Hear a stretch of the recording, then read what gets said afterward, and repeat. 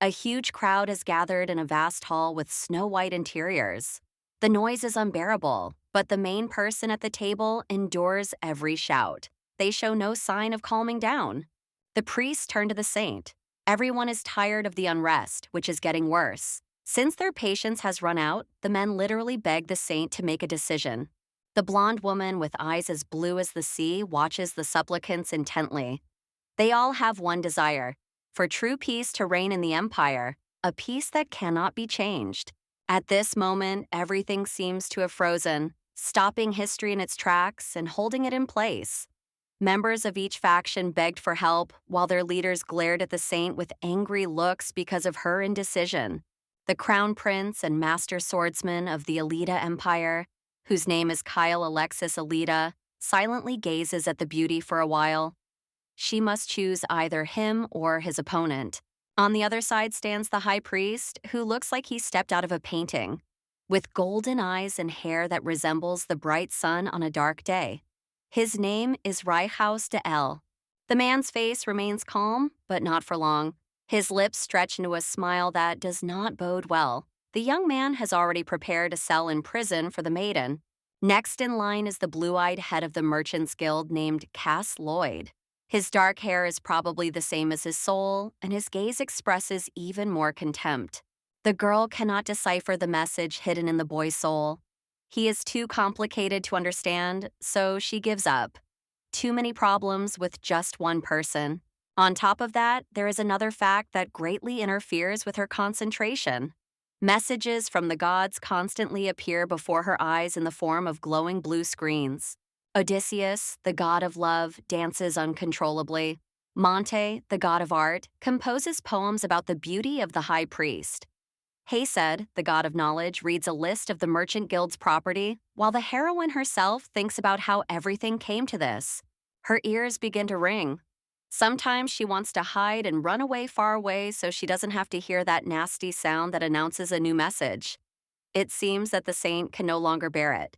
Her eyes sparkle with determination to change everything that is happening. The blonde can no longer put off everything indefinitely, so she sighs, saying that it's time to make a decision. Clutching her head, the lady sighs slightly. The maid immediately asks if everything is all right. Her name is Annie. She is a minor character who didn't even have a name in the novel. The woman expresses her sincere concern about the situation. For the past 2 days, the saint has been asking what her name is and seems completely unaware of what is going on around her.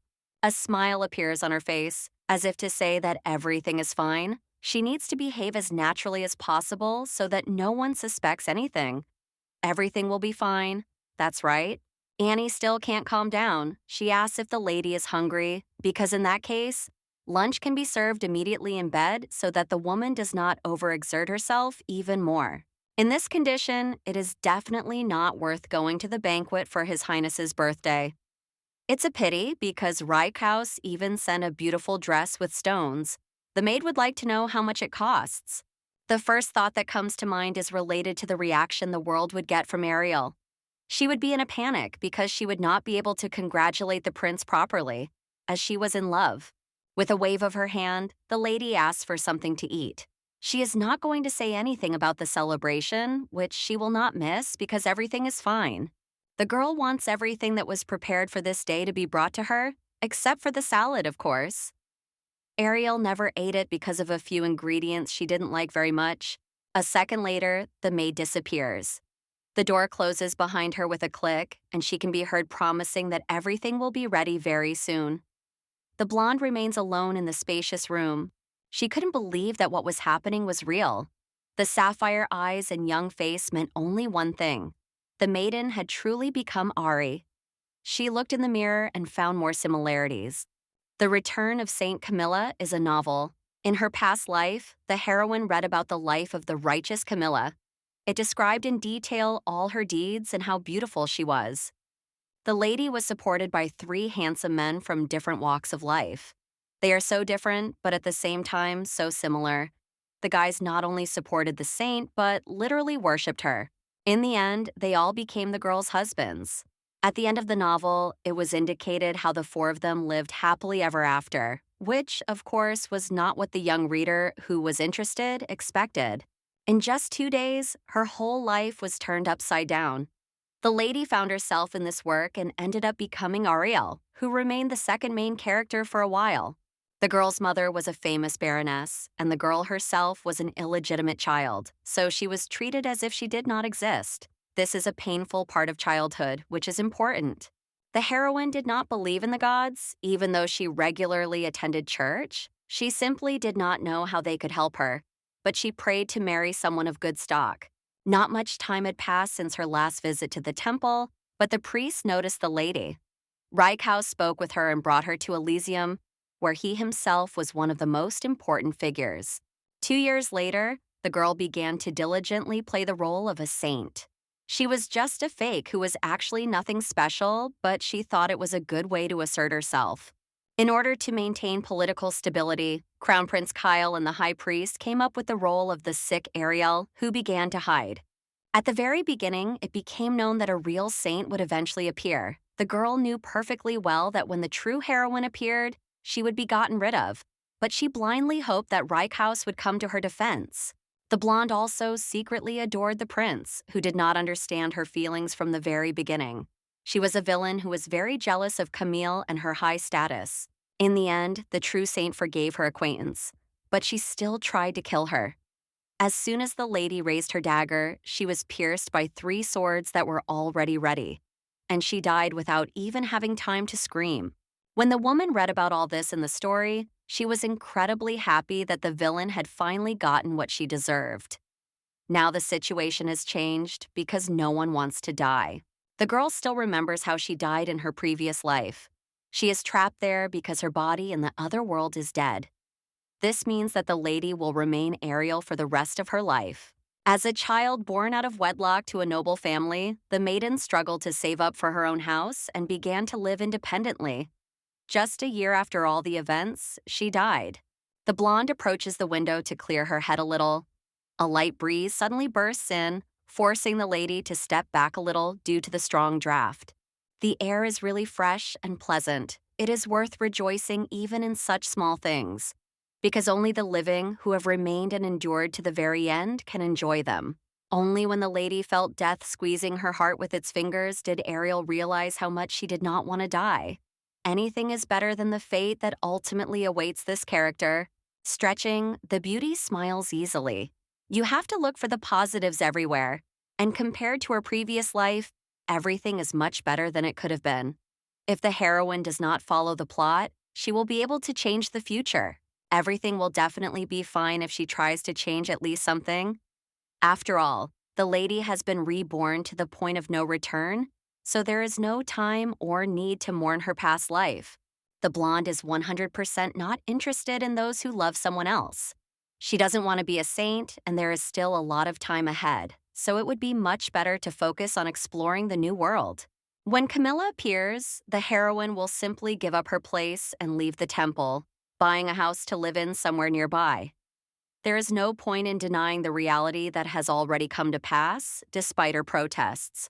The beauty is about to leave, but everything around her darkens, and then a screen appears right in front of her face, which says, "The child who accepts her fate will receive a wonderful path."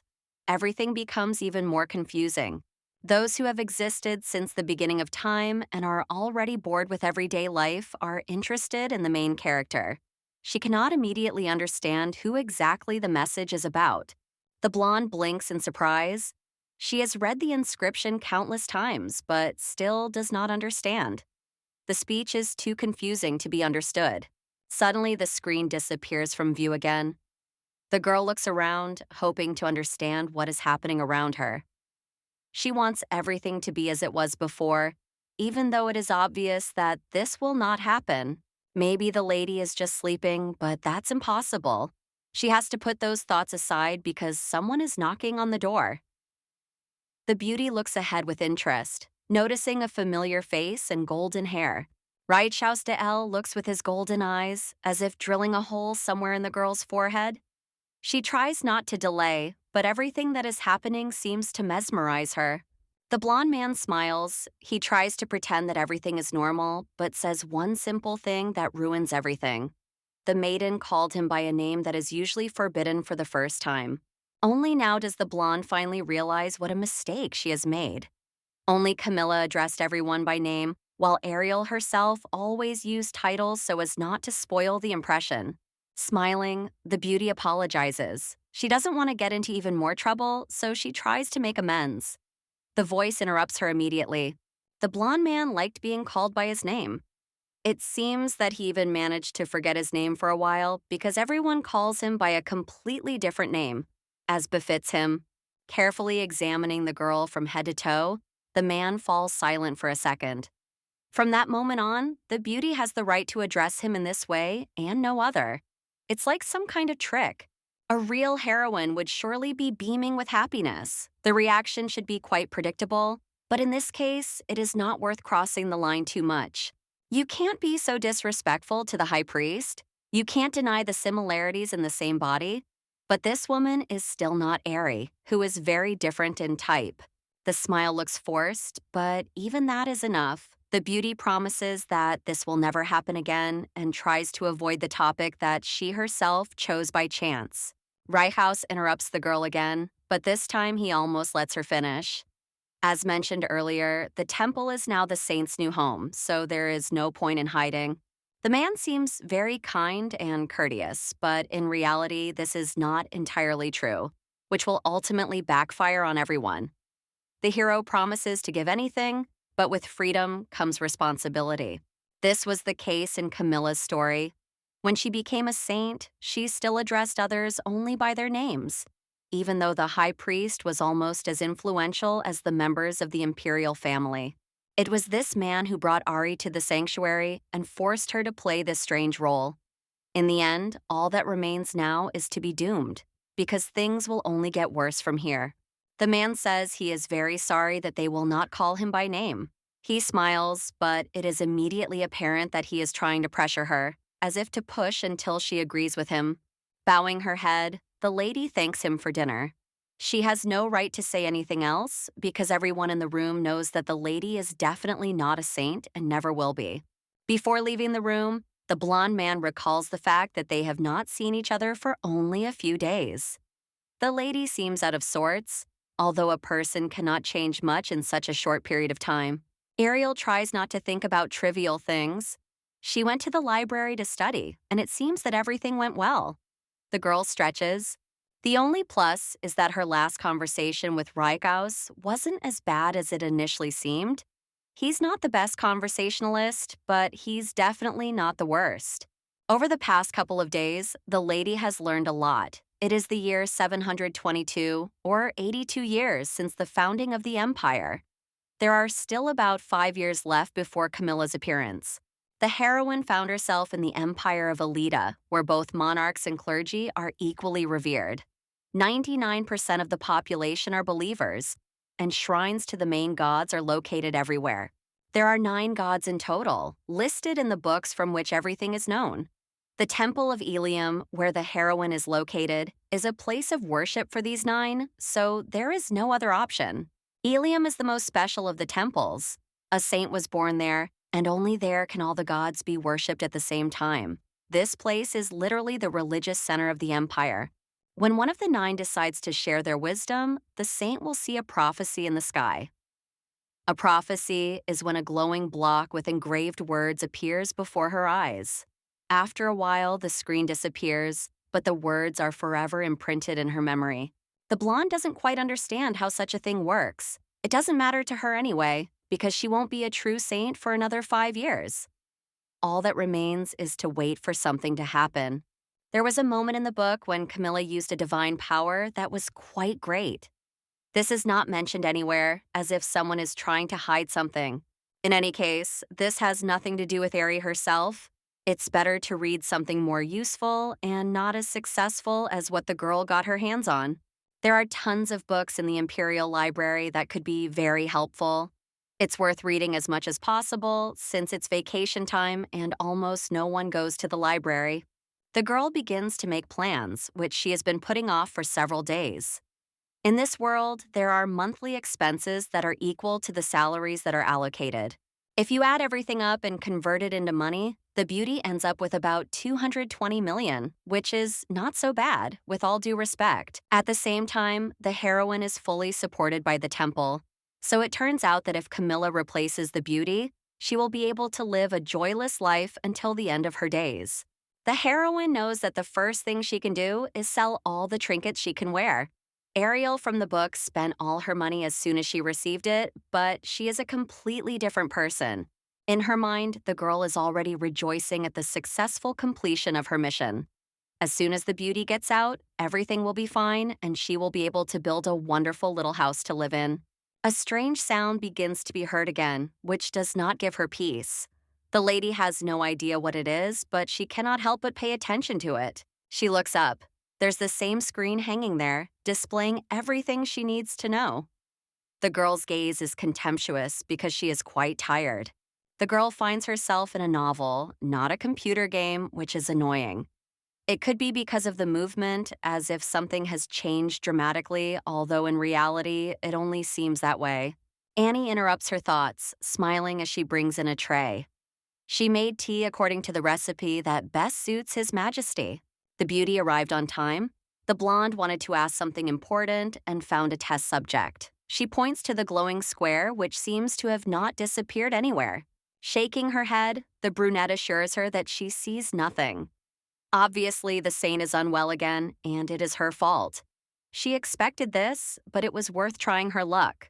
Come to think of it, the heroine has been eating, sleeping, and working for 3 nights straight.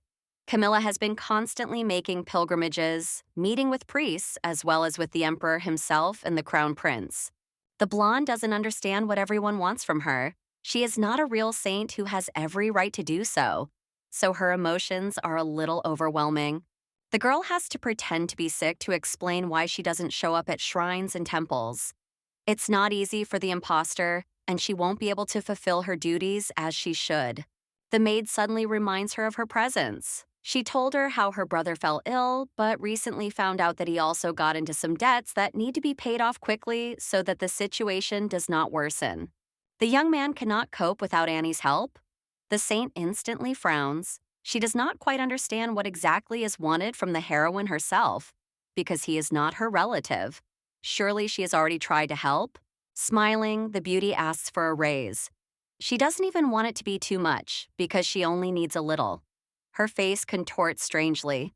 This expression is painfully familiar. Those who wanted to take advantage of the girl smiled like this. Of course, she is just an illegitimate child from a wealthy family, but the cunning grin is familiar from her past life. In the book, the villain Ariel was quite compassionate. That is why Annie, who is destined to be a servant for the rest of her life, decided to take advantage of her feelings. However, the story is completely different now. The lady is not the girl from the past, who disappeared long ago, so she asked the maid if she gave her any money before. With a lighthearted laugh, the brunette says that they had already helped her out greatly in the past when they agreed to assist her brother, who was in need. It is important to know why they asked this question. Ariel used to pay the girl 650 francs, but she asked for at least another 50. The salary of an ordinary maid from the book was only 200, but this is a completely different case. It became clear why the saint was always broke. Unfortunately, on that day, the blonde was not in the mood to talk about everything they had already started. She doesn't care so much about what they want from her, so she asks them to listen. From this day on, Annie will not receive a single coin. As the saint's maid, she receives an excellent salary, but for some reason she dares to ask for more. If the girl is so worried about her brother, she can bring him to the temple.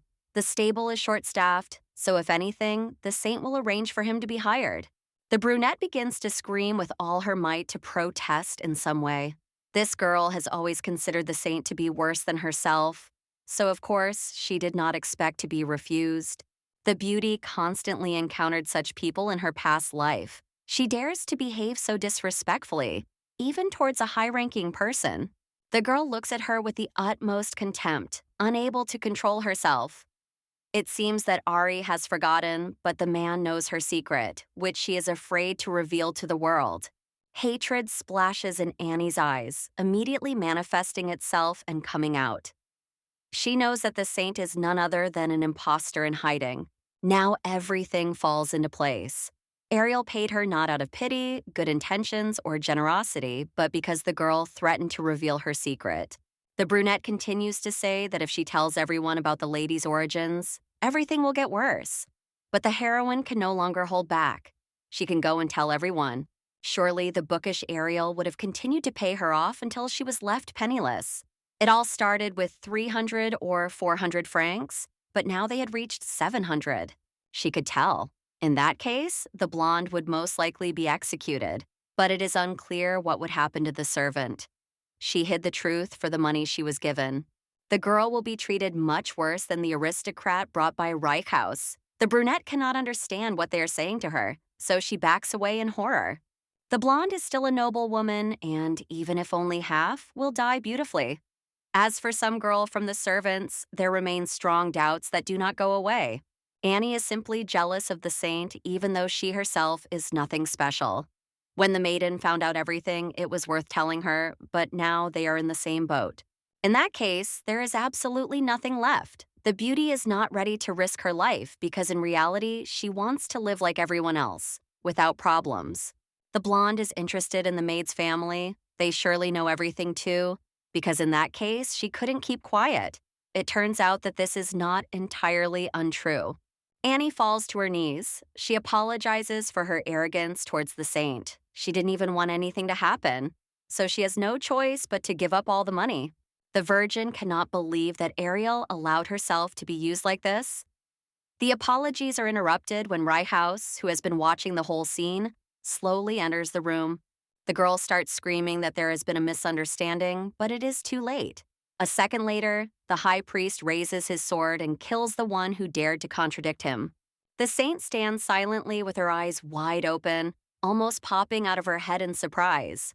Her interlocutor shrugs, saying that circumstances left no other choice. The man surely has his own thoughts about everything that is happening. Annie did wrong, and she should not have threatened to reveal the secret. There was no guarantee that she would not betray him later. In any case, one cannot behave like that, even if there are no restrictions for such a high-ranking priest. He promises to clean everything up and asks the girl to rest. The problem is that his actions were justified, as Annie could have demanded the saint's entire salary. She didn't even have time to scream and realize that the same fate awaited Ari herself. Turning her head, the blonde looks ahead at the bright window with the same inscription lit up on it. More thoughts come to mind. Reichhaus cannot get what the saint said in that room out of her head. She paid the girl only $650 a month, but her appetites were growing. The young man doesn't remember his ward ever being so determined. She used to be afraid to say a word against her abusers, but now everything has changed dramatically. In any case, there is nothing good in praising the girl because if she had even a drop of brains, it would not have come to this. It is clear that everything was set in motion from the very beginning. The Temple of Ilium, where Reichhaus serves, is a place of worship for 9 gods. The saint serves all the gods, but the high priest serves only one, whom he was given to choose. The young man serves the god of art, Monte. He is the only one he can obey, and the only one he has the right to pray to in the temple. Everyone had their own choice, and it fell on different things. The maid once again apologized for the mistake she'd made. Everyone is going crazy over the salad, even if it's a trifle. It was all because of Annie's death. The maids leave so quickly that it is impossible to remember their names. We must not forget that the heroine is in another world where everyone treats human life differently. No one cares anymore. Reichhaus is understandable too. If it comes out that the beauty is an imposter, there will be a real uproar that will be impossible to stop. It will harm the entire empire. However, this does not apply to Ariel herself. The longer she waits, the less chance she has of surviving. Annie was killed, but the blonde is no different from her. The dialogue boxes are becoming more and more frightening. It says that the path to prophecy is open. The girl writes down which store she can buy from. She definitely can't afford a big one, but if she sells all kinds of little things, she can afford a medium one. Ari from the book was stupid and apathetic. In that case, things are not going too badly. If she hides well, Reichhaus will forget about the girl in a short time. Now that the lady no longer has to give her maid 65% of her salary, she can save up for her dream. There are only 3 years left to make it all more real.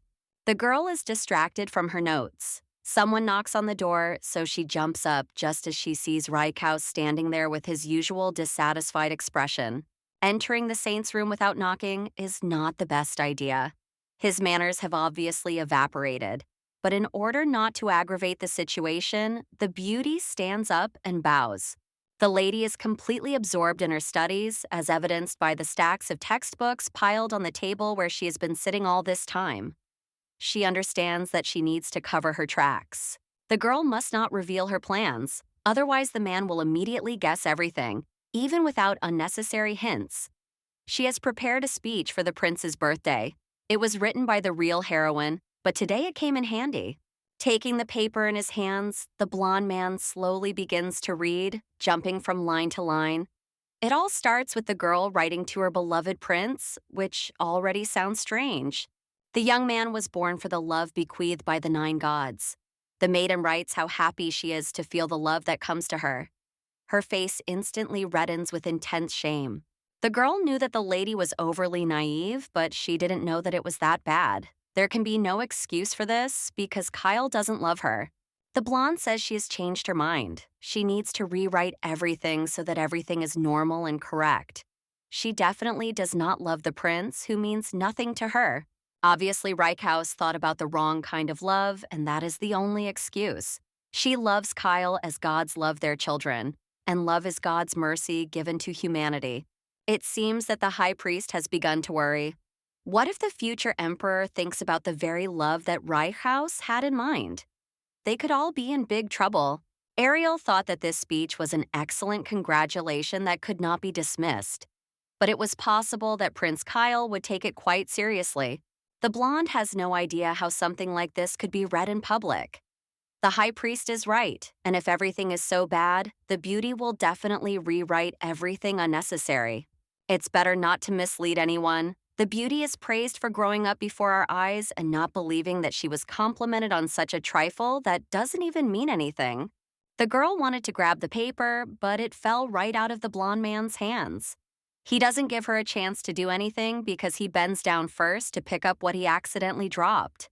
The young man quickly hands her the item.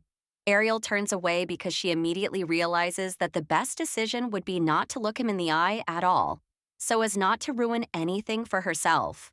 The next morning, the saint arrived at the library. She should definitely forget that moment of shame because it won't lead to anything. She needs to focus on preparing for the holiday, which will be the next day.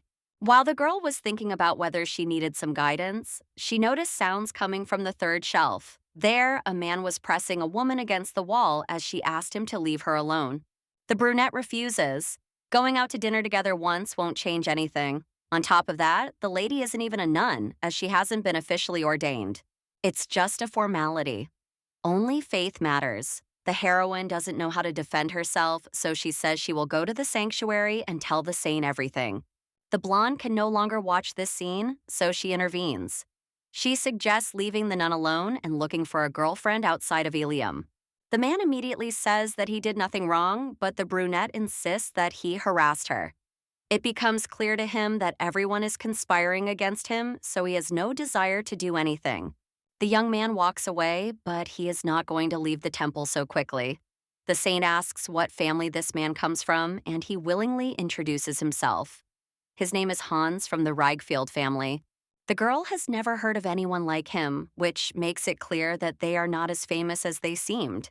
He introduces himself and asks the others to do the same. The oath by his name and surname has already been taken. The hero will personally go to the sanctuary and tell about the humiliation he experienced, which made him feel like a nobody. They dare to ignore him, so his anger bursts out. The lady asks him to clarify who exactly has the right to excommunicate a person from the church, and this is something worth hearing. The girl nods eagerly. She is still a little scared, but she is not going to back down now that she has been given support and help. This man will pay, even though he does not realize it yet. The patriarch, the high priest, and the saint who is now standing right in front of them have the power of excommunication. The rest can only wish for a reprimand. The saint has the right of excommunication, and with it, she can strip away the noble title that has been so long earned. This applies not only to the violator of order. Hans is wrong not to believe what is happening. The beauty steps forward and covers the young man's mouth so that he does not get on her nerves. She introduces herself, and then it becomes clear. The woman walks away, casually brushing her hands as if to remove dirt. She will write a complaint against the entire Reichfield family, who dared to raise such a degenerate. A second later, Hans falls to his knees and tearfully begs forgiveness for a mistake he made completely by accident. He needs to ask the nun for forgiveness. If the young man still believes he has done nothing wrong, he is deeply mistaken. The eyes of the 9 gods cannot be wrong, so it is better to just shut up and start begging for mercy. Kneeling before the girl, the brunette says, "Forgive me." At this point, the conflict is finally resolved, but that doesn't mean anything yet, so it's better to just walk away. Calling her maid over, the beauty asks her to bring a collection of books on court etiquette, which will be needed very soon. The blue-eyed girl freezes when she hears a strange sound again. Those who have existed since the beginning of time are now interested in her well-developed sense of justice. The ability to receive prophecies has been revealed. Ariel is the first person to whom such an opportunity has been revealed, so she should definitely be happy. It seems that the saint has caught the attention of the gods because after her new abilities were revealed, several gods joined in and immediately began a lighthearted exchange and got to know each other. The notifications are getting annoying, even though it hasn't been that long. It feels like some newfangled club has opened up that everyone immediately found out about. The ability to receive prophecies is an innate ability of the saint, but no exceptions are mentioned, because in this case, it must definitely be an exception. Looking again at the blue screen, which ultimately has no intention of turning off, the beauty thinks about what can be done. It would be nice to turn it off. The gods panic and rush around, trying to prevent the prophecy function from being turned off. She agrees to do nothing, so the god of knowledge begins to trust her. It feels like they finally got their internet back, or someone caught a radio wave on a deserted island, which is why they connected so quickly in a matter of seconds. No matter how much the lady wants it, she will have to put up with it. It is strange that in the end, Ariel remains a false saint who can now receive prophecies. Hesed distracts the beauty from her thoughts. The next step is to activate the sensor. The beauty seems to be lifted into the air, and she tries to freeze. The maiden literally absorbs the contents of the book lying in front of her. It's a strange feeling, as if she is reading dozens or even hundreds of volumes at once. Even books that are not in the library appear before her eyes. There is a collection of congratulatory speeches for the court or how to behave at events in the palace. There is nothing to worry about, but everything is happening too fast. The girl realizes that it is all over. The low level of prophecy only gets in the way.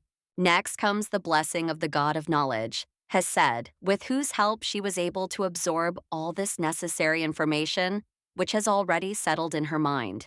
Her head feels 100 times better, and as soon as she looks at the book, it seems that everything has been mastered. The work will go much faster if she believes in how it will be. It all seems too sudden, but it looks like Ariel has been very lucky, since even the gods, who are usually only accessible to saints, have agreed to help her. Several hours have passed at work, but the lady is quite tired. She stretches because she needs to loosen up a bit. The shower helped quite a bit. The day before, the lady had read too much, but even she knows that you shouldn't forget to rest so as not to ruin your health and lose your motivation. Hesed's blessing lasted only a few hours, but the wonderful feeling of information going straight to her head will never be forgotten. As soon as the effect wears off, everything returns to normal. There was a knock at the door. Ari thought it was another maid, but this time it was Raihaus who came to visit the saint and ask how she slept last night. The girl did a good job. Monty, the god of art, couldn't take his eyes off the man, so beautiful was he. The heroine thanks him for his concern. She had to prepare a new speech for the prince's birthday so as not to disgrace the church. That's why the maiden was also busy with this yesterday. If the heroine wants to survive, she must behave more or less sincerely. It will be difficult to build good relationships with everyone, but it is possible. It seems that the blonde man is stuck, as if the maiden behaved incorrectly. Ari apologizes for behaving like a child before. She knows that as soon as a real saint appears, she will be thrown out. But until then, she will try not to cause any trouble. The words cut like a cold piece of ice. Reichhaus has already said that Eliam is the aristocrat's new home, so he doesn't want to hear anything else. It feels like since the girl, like Annie, knows the man's secret, he won't let her go alive. She has to take her with her, but for now, she doesn't want to reveal her feelings. The young man reads the speech that the saint handed him. It is good, but it is hard to believe that the lady has matured so much during this time. It is hard to believe that everything was written by herself. To avoid suspicion, she took the speech from a book. Taking the sheet back, the lady thanks him for the compliments. She simply copied them from collections and changed them a little. It is not surprising that everything turned out much better than expected. The young man recalls what he heard. Recently, there was some kind of scandal in the library. The maiden went there to prepare for her speech, but saw Hans harassing one of his followers. Like a saint, the heroine warned him. Perhaps she went a little overboard, but that's okay. There's no need to go into detail about how the girl behaved at that moment. The man suddenly says that he has excommunicated the degenerate Cake and the entire Ragefield family. In the future, if something similar happens, the lady must immediately report it to the high priest so that he can sort it out. Hesed believes that the blonde man has a rotten soul that should be avoided. This is evident even from his appearance, not just from the way he behaves most of the time. The god of art claims that appearance is more important than the soul, which overshadows everything else. They started an argument out of nowhere, again causing the girl to panic that the high priest might suspect something. The man asks if everything is okay with the beauty, and she nods vigorously. She is simply amazed by his determination because it is not so easy to get rid of rot, and it is difficult to distinguish those who are not pure in heart. The other priests condemn the young man's decision regarding Annie, but the maiden thinks quite differently. It seems that the heroine believes that the man did the right and just thing when he took her life. The young man always does what he should, and at the same time does not make any mistakes that seem unacceptable. At least, that's what the beauty thought when she read the book. Unlike the prince who pursued his own interests, Reichhaus decided to deceive the saint only to calm the people, who began to ask many questions about everything that was happening. For the villainous Ariel, the guy was an executioner. But for Camilla, he was a true protector who could always be relied on, especially in bad times. If the lady had been reborn as a saint, she would surely have admired him. Turning away, the young man apologizes for taking up her precious time.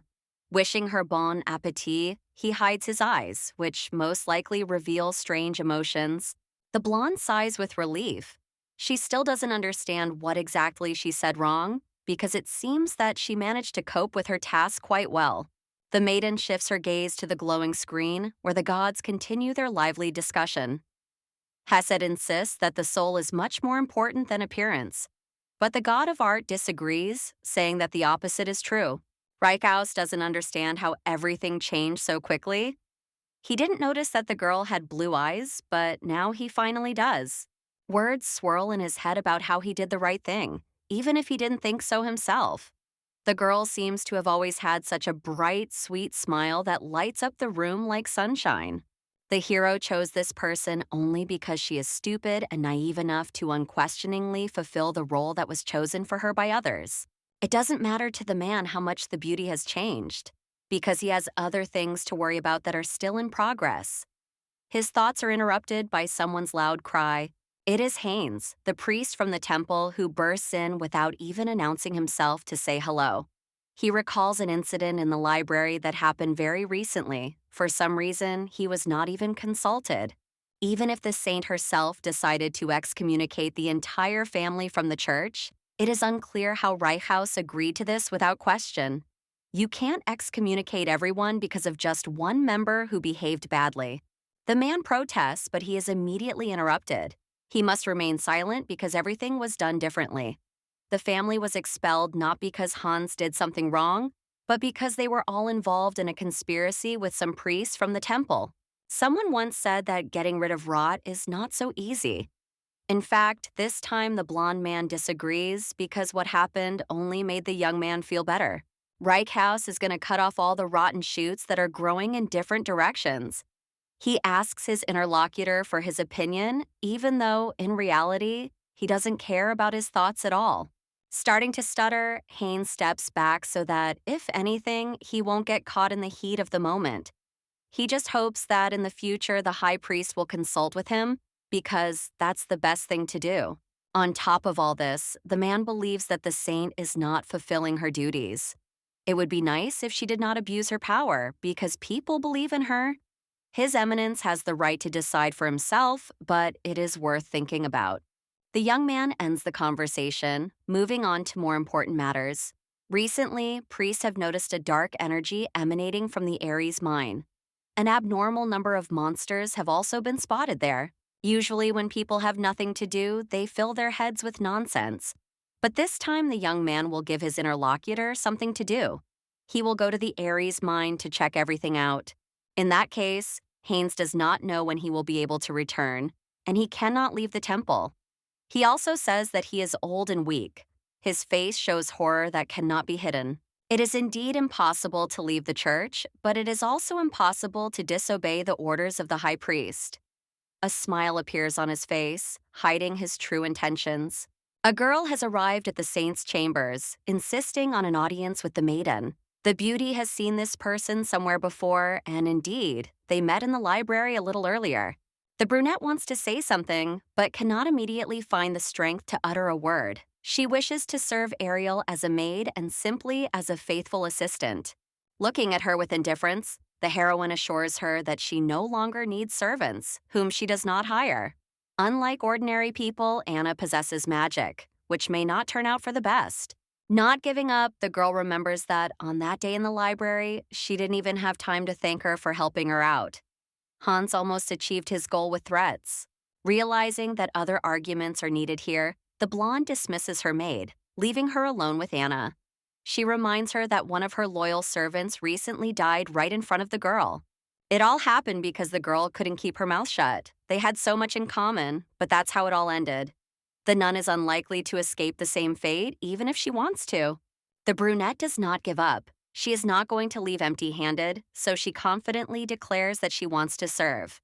Everything must remain as it should be. The lady says she is an orphan and was raised by her uncle. She was lucky to find herself in a temple where she was accepted. Despite everything that happened, life remained much the same as before. The maiden has never been able to stand up for herself, although she has tried countless times. All she could do was cry and beg to be left alone so that nothing else would happen. Everything changed that day in the library. For the first time, a nobleman apologized to Anna, and he did so quite confidently. The saint illuminated the beauty's life, and she wants to become like her. The girl is destined to serve the gods for the rest of her life, and that will never change. In that case, she might as well devote her life to Ariel, who treats her people well despite the incident. The heroine is afraid of dying without repaying the kindness shown to her, so she will do everything possible to survive and help in the future.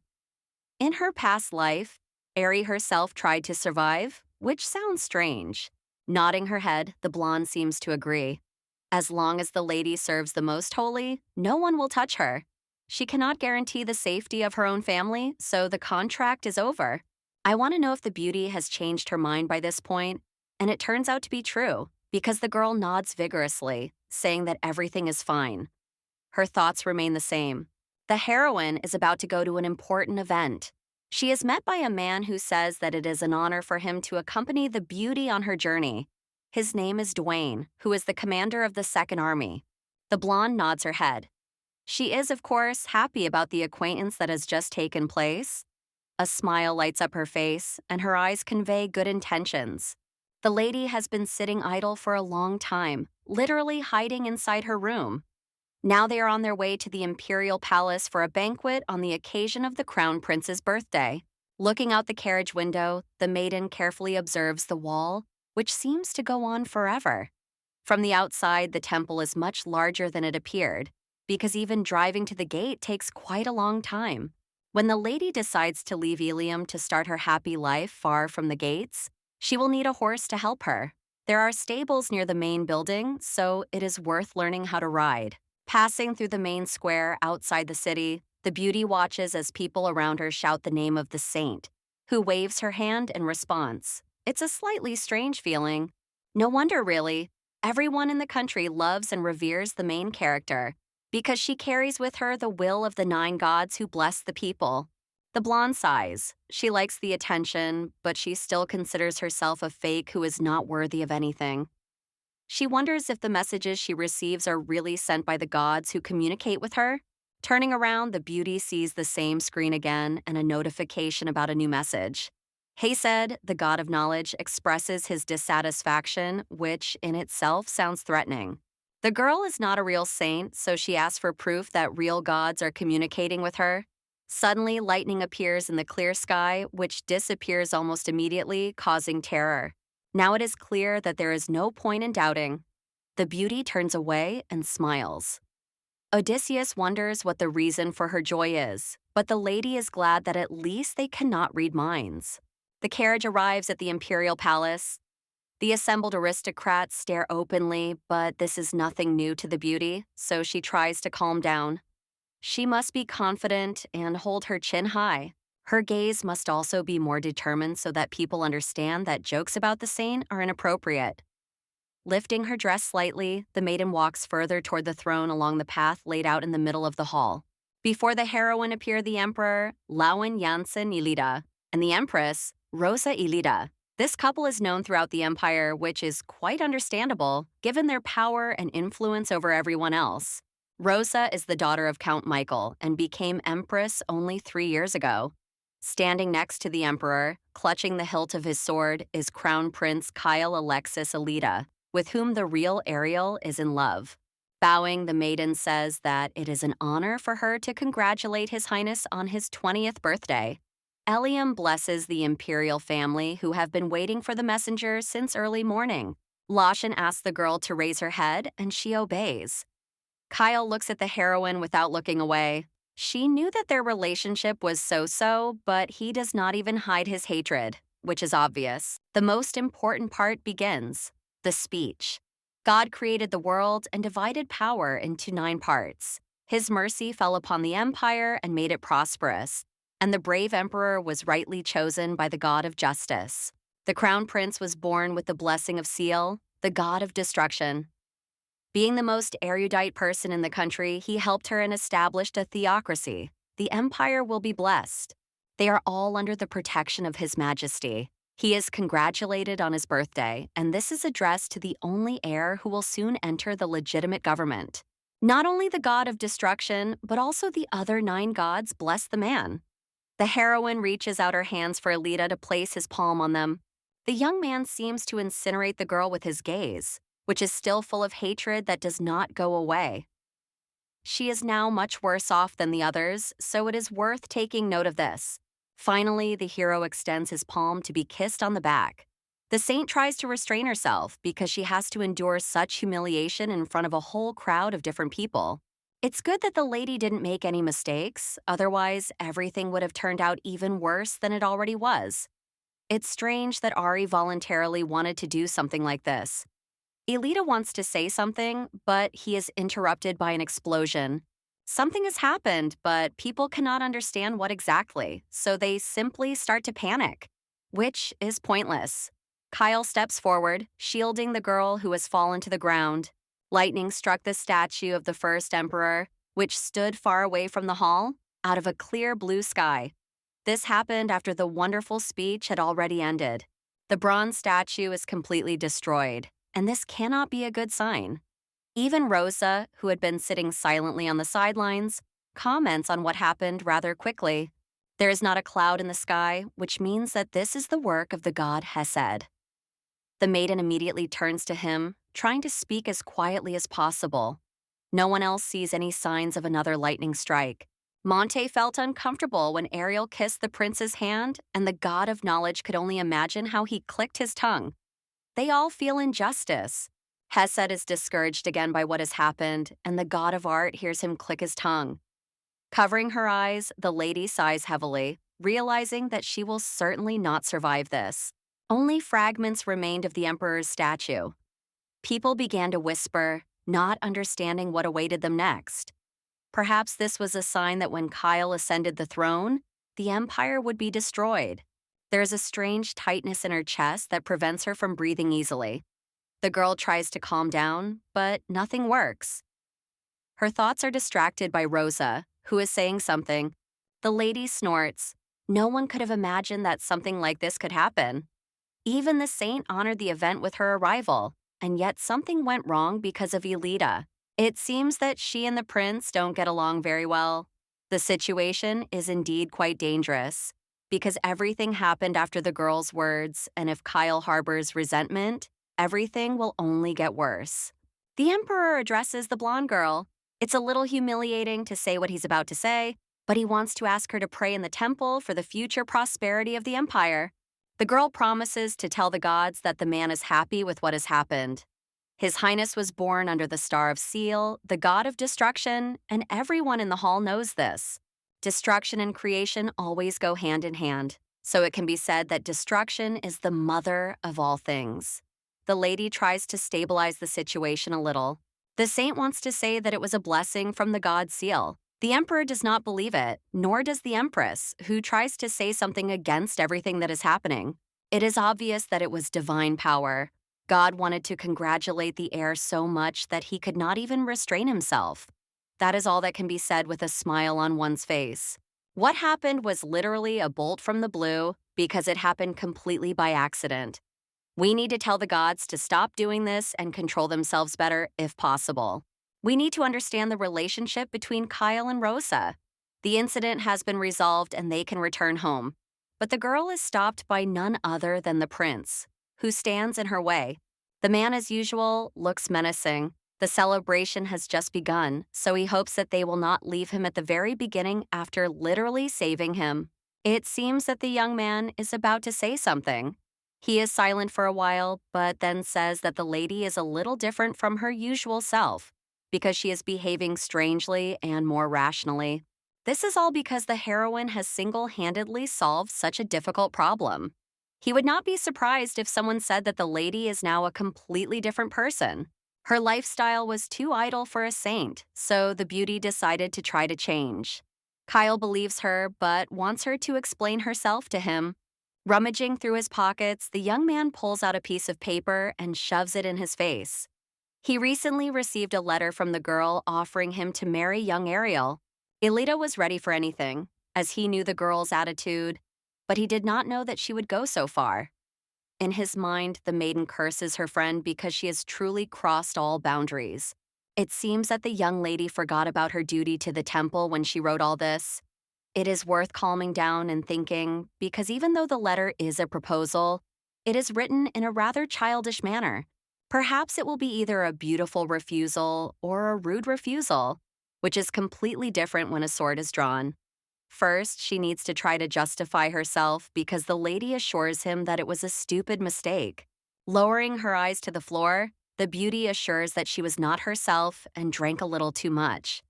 She even sent everything to the messenger, but now she regrets it. Something hit her head and made her do such a thing. The lady wishes for this mistake to be forgotten, since she was able to help the prince in his time of need. The mistake cannot be so sincere, and it sounds convincing coming from someone who has read the letter. Kyle is shocked because Ariel missed the prince every night and thought about him. She even managed to write that she would be very happy if her proposal was accepted, and tried to push for it. Everything is described in detail, which was definitely not something that anyone else should have read. Ariel is finished because she had no right to write anything like that. The thought of what she should have done comes to mind. The girl had to return home while she was still able to do so.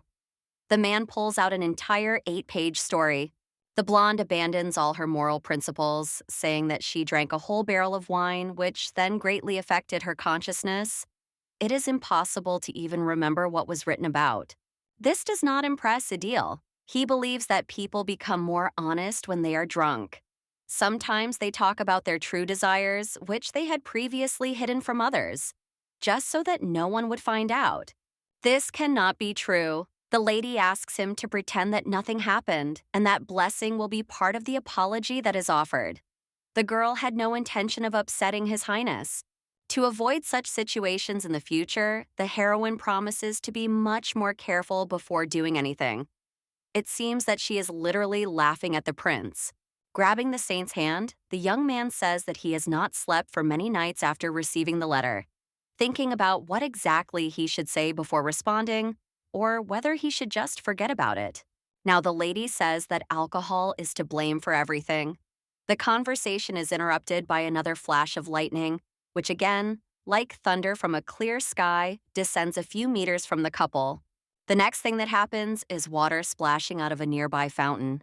This is another phenomenon caused by the gods who have gathered to protect Ariel. Seizing the moment, the saint breaks free from the strong grip that has already begun to squeeze her body. She hears the prince behind her trying to stop her, but to no avail because she is faster. Noticing the carriage, the maiden quickly jumps inside. She asks Dwayne to evacuate immediately. 10 minutes later, her heart is still beating fast, and everything is blurry before her eyes. The lady managed to escape. Hesed, the god of knowledge, hears someone ask him if it was he who did it all. This time, the lady sincerely thanks him for his help because it was the unexpected lightning that helped greatly. Odysseus pats the god of knowledge on the back and praises him for his decisive actions. Monte regrets that he previously condemned the others and says that this will never happen again.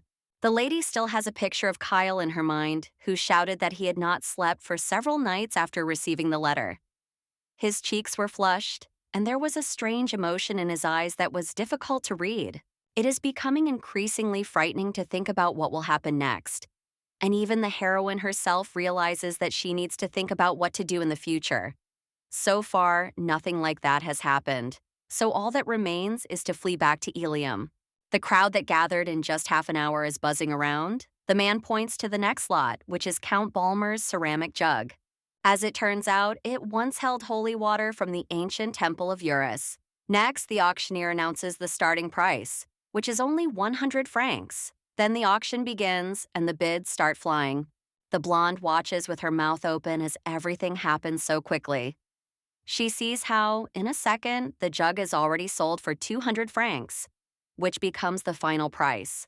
Some girl bought the item. It took some effort to get here, but there was no way out. It was Monty's will, who just wanted to admire art and various beautiful things. When Dwayne asked what they had forgotten there, the lady just shrugged. Stories like this happen from time to time, and everyone around knows about it. Trinkets bought at auction turn out to be treasures, thanks to which the person who bought them becomes a millionaire.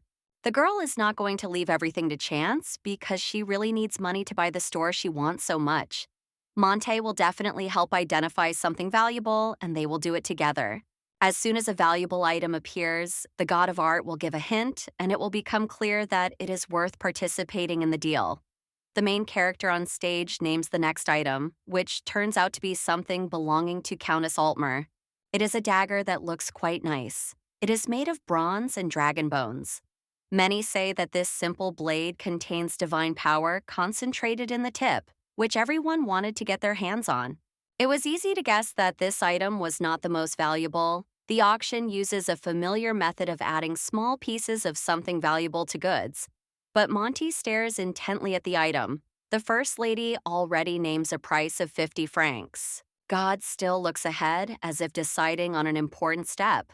After a few seconds, the man finally says that he wants to get this dagger, so the saint raises her number, indicating that she is participating. The maiden manages to buy the item at the last second for 100 francs, which turns out to be not the highest price. The auction is over, and it is more exciting than it seems. The maiden tells her servant that they need to go somewhere. After a while, the couple arrives at a street that will remain inconspicuous for security reasons. They find themselves near a sign that says, Merchants Guild with the name Lloyd. The heroine begins to recall everything she knows about this establishment and how important it is. The most influential guild owner in the empire is located there. This man is also the main male character, Cass Lloyd. He is the heir to one of the largest enterprises. Upon entering, the blonde notices a man behind the counter and sighs because he is not the main character. He was the only one who had no connection to Ariel, so she did not want to meet him by pure chance. This trade guild has the most talented appraisers. They are ready to evaluate the goods and then even buy them at an inflated price so that it is profitable for both parties. The young man asks how he can help. The girl smiles warmly as she takes out a bundle. She has something to sell because she needs to use all the means at her disposal. You can't tell by its appearance whether it's an expensive dagger or not. So she had to resort to extreme measures. God couldn't say that it wasn't valuable, so the lady is waiting for an appraisal. While the procedure is being carried out, the lady looks around the stalls. Even their assortment is on a completely different level, so much so that you can feel their professionalism. The young man finishes and begins to talk about the item. The dagger turned out to be a good specimen, as it has a fairly high content of dragon bones. The item is also not very worn, so it will be valued slightly higher than it should be. The bones add value, so in the end, it can be sold for 300 francs. The girl can't stop rejoicing because she really helped her get a more important item and money. The servant leans in to find out how he managed to find out that the dagger would be so expensive at auction. The beauty snorts and then says that God told her. Monte is pleased with her honesty, and that is the most important thing. After the sale, the screen opened the shop function because the heroine had accumulated wealth with God's help. Upon her return to Ilium, the woman meets Anna, who smiles from the doorway. The 5-day training to serve the saint is complete, so from that day on, the nun can be relied upon in all matters. Nodding in response, Ari immediately asks for her first request, which is quite simple. The girl should bring a violet pie and apple tea, to which she instantly agrees and disappears from the room. It was as if the lady had gained a younger sister, which she had never had in her life. The heroine decides to focus on the new feature that has been unlocked, because it is worth moving forward. The first thing the lady learns in the new world is that it is possible to talk to the gods through prophecy. Due to her low level, it is impossible to communicate with everyone at once. But this will change in the future. With the help of others, it is possible to improve one's skills and abilities through blessings and inspiration. Now, a new ability has been unlocked because Monty can help with the auction in order to earn money. Now it's time to focus on developing the newly opened store. The lady can ask the gods for advice at any time, but no one knows what will come of it because she is destined to do everything on her own. The heroine has already gotten used to using the message window, but she couldn't even imagine that there could be more functions here. Pictures of closed items that need to be opened flash quickly before her eyes. Several screens resemble the interface of a game. The saint decides that everything needs to be checked. An account appears showing 0 francs. If the currency is the same, then it is worth putting everything from real life into it. If the heroine has nothing, then there is no point. This news is a little sad, but first you can get a reward. She will still have to ask for advice because the girl does not know how to deposit money into a virtual account. Reaching out her hand, Celestine clicks to confirm the transaction, and she is given a multifunctional bag which must contain some knowledge or important items. There is no money in it, so with a few quick calculations, the beauty realizes that she can use the bag to deposit money into her account. 500 francs appear in the virtual window, but the bag remains exactly the same weight, which will come in handy in the future. The replenishment problem was solved, but many items were still blocked. The low level remained a problem that could not be solved, which only annoyed Ariel even more. All that remains is to buy simple items and small potions. All these things do not seem particularly useful, but they can also increase strength, which will then raise the level at which everything else will be available for purchase. It will be difficult to increase the level, but it is still possible. The lady needs to think about what to do next, but she realizes that the best option is to put all her savings into her account. Monte, like everyone else, listens to what the lady is saying aloud. He shakes his head at the strength of her ambitions. No one knows how it will end, but the heroine is still confident that everything will turn out for the best. The god of art declares that the value of art is not in its material cost. They are accomplices, but what is being said now does not sound very friendly. At the auction, the man was happier than anyone else when he managed to see a whole bunch of trinkets from a bygone era. Even if he helped, it still means nothing. The gods decided to entrust the saint with his first secret mission. This means that faith can be proven by raising money. In order to receive the reward, he will have to donate all the money from his multifunctional bag. Grabbing the screen, the lady starts screaming, asking if everything is okay if they do this. Monte is silent, and Hesed tries to change the subject so as not to get caught up in the heat of the moment. The rest pretend they just can't hear. The blonde sighs heavily. No amount of persuasion works, so they will have to part with everything they have collected. If they knew how difficult it was to hide money from Reichhaus, they would surely demand that everything be handed over as well. In any case, they always help the heroine. Even if they sometimes behave like little children, no one said it was forbidden. If the higher minds ask for it, the mission is unlikely to harm Ariel. The girl pulls the bag closer and then looks bitterly at her account, which now has 0 francs left. Sadness overwhelms her, but she will be able to earn the money again. It can be considered payment for her help. The young lady proved her sincere faith by giving up the most important thing at the moment when everything happened.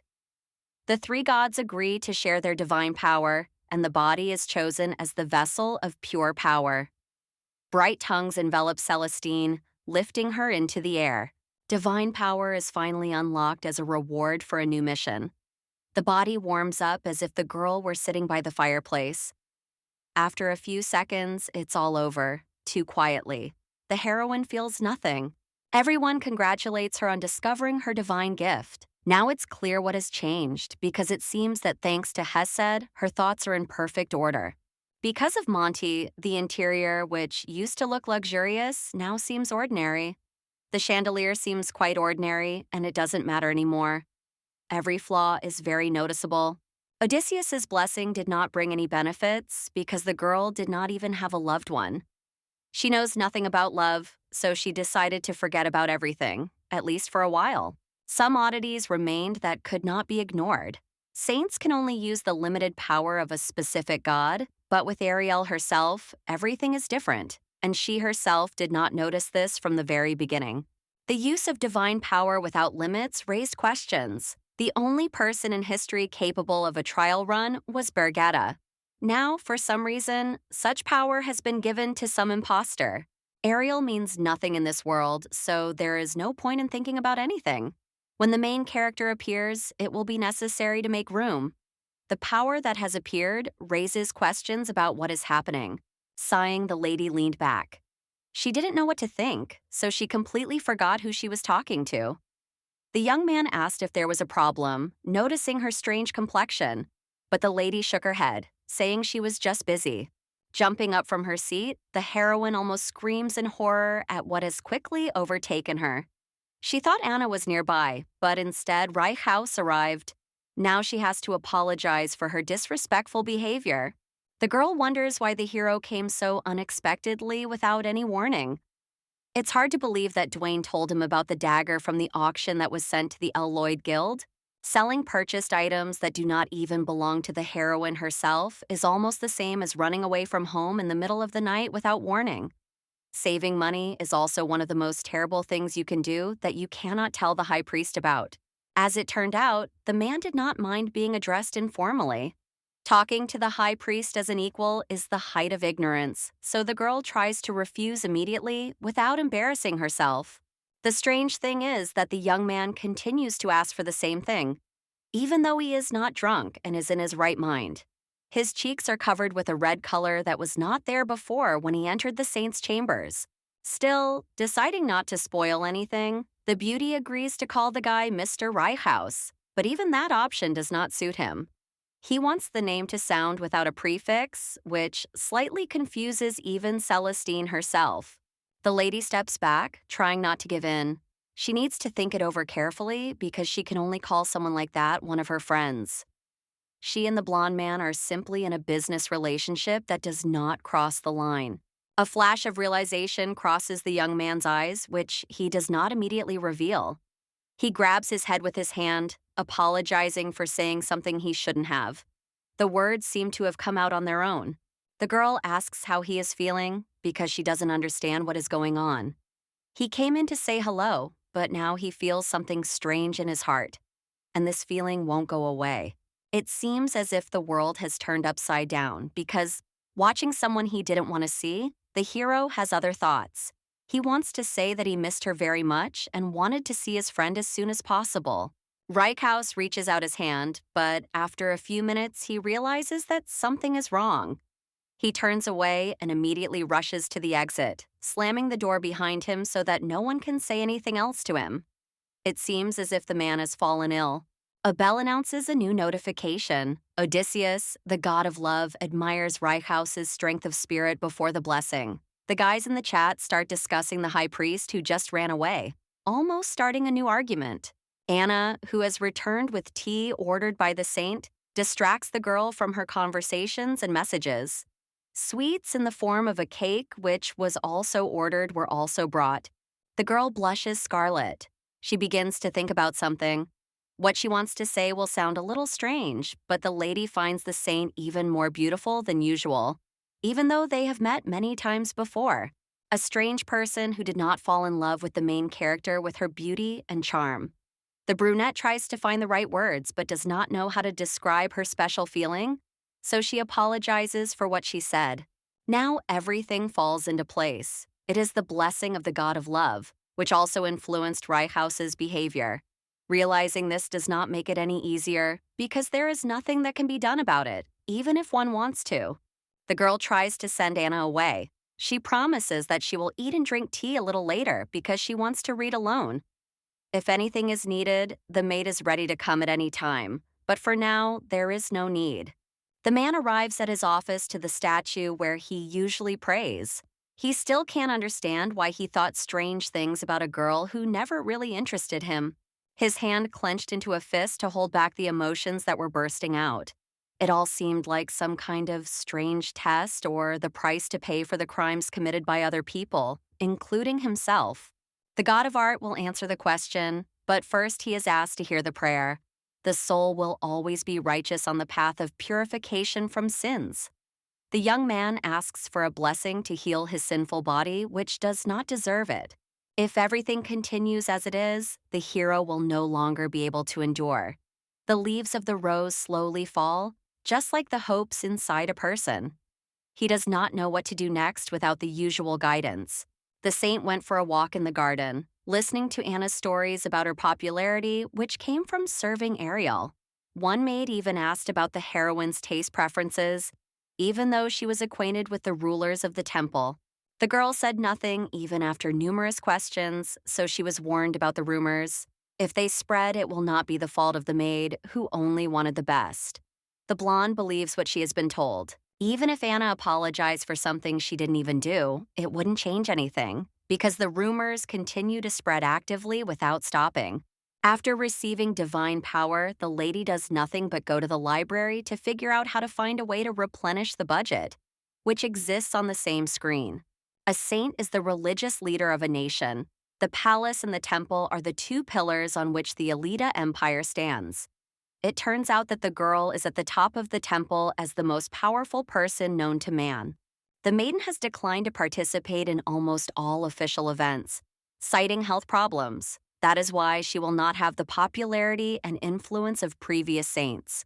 Strangely, the temple did not react at all, simply leaving the decision to Ariel. Even if there are problems, Reichhaus will solve them because he understands that sending a fake into the world would be rather foolish on his part. The heroine is distracted from her thoughts because she also needs to finish her conversation with Anna, who is already on the verge of tears. She wants to say that there is no point in proving anything to everyone she meets.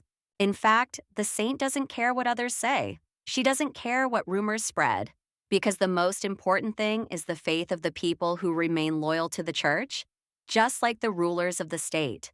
Anna begins to apologize, but the blonde interrupts her stream of words. It's okay, because she was just worried about her, even if she didn't express herself quite as she should have. Something in the bushes catches her attention. It turns out to be a blue tit lying in a pool of scarlet liquid. Its injuries are serious, which means the bird will most likely not survive. The little one is still trying to survive, but it seems like nothing is working. The feeling of death before the soul leaves the body is truly terrible, and the heroine from her past life knows this.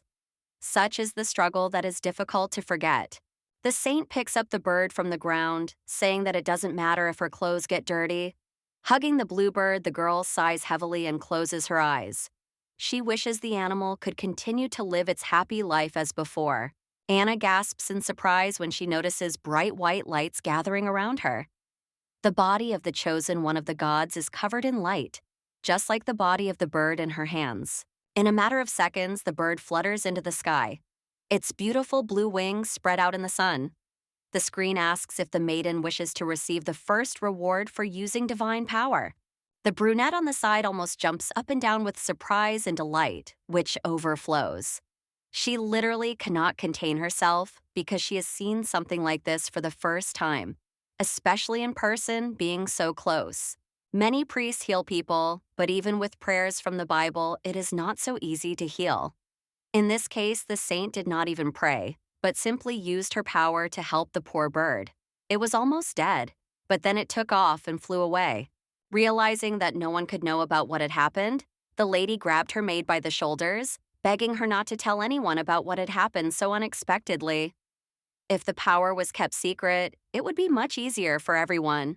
The reason Ariel didn't take any more risks before was that she already knew the future. If it changed because of what was happening, then everything would only get worse. In this strange new world, the beauty's fate is in her own hands, because no one will help a stranger who came out of nowhere. She wants a peaceful life, which she will eventually get. Looking into the girl's eyes, the blonde again insistently asks her not to tell anyone, remaining friendly. This is an order that cannot be disobeyed, so the nun nods her head. To distract the girl in some way, the heroine suggests going to the garden for a walk, looking for a new variety of roses that has recently appeared. It is unclear why it was necessary to do this with the blue-winged girl, since she is not prey. Reichhaus explains to Lloyd that she needs to be better trained so that she stops biting her owner. The heir to one of the largest guilds raises an eyebrow in a sign of incomprehension. The bird did not deserve such treatment, even as training. The young man had done something similar before, even if not with dogs. An image of Annie pops into his head, but he quickly dismisses it. No one knows how it worked. In a way, everything turned out for the best because she never bit her master again. The man does not mention that the maid lost her life. The hero thanks them for saving the White Lotus. He has heard that this climate is not suitable for her, so he will never forget their kindness and what he has done. For the guild, it is a trifle, but it is still incredibly pleasant to receive gratitude. Now the Elium festival will be more than successful for everyone gathered. Still breathing in the pleasant aroma, the hero says that the flowers will be moved to the greenhouse and entrusted to the gardener as soon as the event is over. His Excellency is as dry as a cracker, but suddenly became interested in some plants. The blue-winged bird flew back to its owner. The man thought that the dogs had badly injured the bird, but it looks quite normal. There is a bright red spot on its forehead that is immediately noticeable. Lloyd realizes that this is definitely the bird he chose for himself earlier, but he doesn't understand how this happened. It seems that the little one was healed by a high-ranking priest.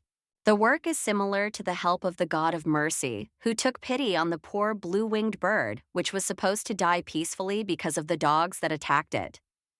Saying this, Reichhaus notices a saint in the distance. The girl did not know that they would both be in the garden, so she is about to leave quickly. She must not be seen, so the heroine apologizes for interrupting and not knowing that the high priest had a guest. The escape fails because the young man asks where his acquaintance is going. She slowly turns around, blessing all of Elium's guests. The hero introduces his guest, who turns out to be the owner of the trade guild, Cass Lloyd, who bows his head in respect. It is an honor for him to meet the holy Elium, the temple of the 9 gods. It is strange that Lloyd appeared so unexpectedly because they did not meet in the original. Trying not to show her confusion, the beauty greets the guest properly. The blonde man smiles the same strange smile, asking if the lady has come for a walk in the garden. If she had said she wanted to be there, she could have been escorted, and that person would have been Reichhaus. The maiden cannot distract such a busy person. She and Anna were passing by and simply distracted people from their conversation. The priest was called by a servant who asked him to personally supervise the construction. It was already clear that everything was going as well as possible, because the beauty was going to escape as quickly as possible. She was not going to stay with Cass, let alone talk about world affairs.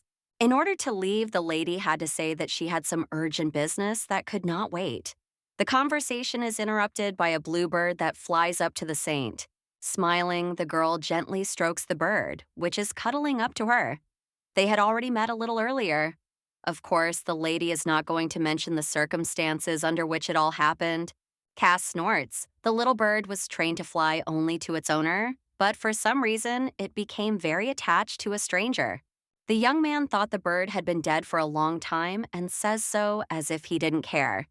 He is the type of person who measures and evaluates everything in monetary terms. This man ignores the pain and feelings of others because he doesn't care. Even pointing a sword at Camilla was not a problem for him, so it was done with ease.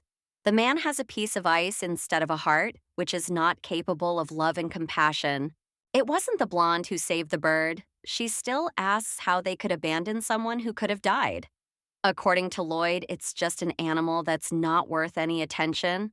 A man is too indifferent to someone's death simply because he has never faced anything like it, never tried to escape it with all his might. If he thinks that life is worthless, it is easier to kill than to let someone suffer. The girl is very different from the rumors because she says the right things. There is no point in holding on to empty hopes that something will change. It doesn't matter because the lady is happy that the animal is fine. Before leaving, the lady asked Lloyd, as the owner, to cherish his pet, and he said he was looking forward to seeing her again. The blonde does not want to see him again under any circumstances. The saint can no longer add to the problems that have already fallen on her head, as if out of nowhere. The prince and Rye House are enough, who together are annoying without even realizing it. There is only one way to avoid the shame that will catch up with her sooner or later, to get away from Ilium. Her gaze returns to the glowing window with a new reward for using her power. A new level of prophecy is opened. Another god, Seal, has been added. He gives his blessing almost immediately, so the new power slowly transforms into the body of the beauty. The power becomes more pronounced, and the lady slowly begins to realize that the one who was used as an excuse for the explosion at Kyle's birthday party is none other than the god of destruction. In that case, it's worth trying to let the flow out. The beauty looks around in the hope of finding something that can be broken quickly. She notices a chair standing near the table and grabs its back. She thought she would gain special powers, but nothing happens, even after several attempts. Her hopes are not in vain, because like a bolt from the blue, a sign descends, breaking the chair into two pieces. The chair has experienced the true power of Ciel. The girl continues to study in order to devise an escape plan and gain knowledge. He said's blessing comes in handy because it is enough for more than 10 large books a day, which is amazing. Now the lady knows all the basic information about the new world, so she won't get lost even if she escapes beyond Ilium. She can't help but rejoice, even though she hasn't come up with a precise plan yet. She can also use her power to earn money. The girl can use her power at any convenient moment to heal people, and sometimes she can charge money for her services to cover her living expenses. Alternatively, she could become a healer, but then she would have to refrain from using her powers and adapt to herbs and conventional methods. Either way, she needs a job, but there are nuances to her blessing. They can last no more than 3 hours. Each power can only be used once a day, and so far, the girl has only 4 options that seem to be suitable for earning money and benefiting others. Hesed improves learning abilities, Monte enhances observation skills, and Odysseus seems to make one's appearance more beautiful, causing others to literally melt at the mere sight of them. Ciel's blessing brings benefits that have not yet been discovered. The beauty has broken several pens against her will, but has not yet used her powers on people, so she does not know what will happen.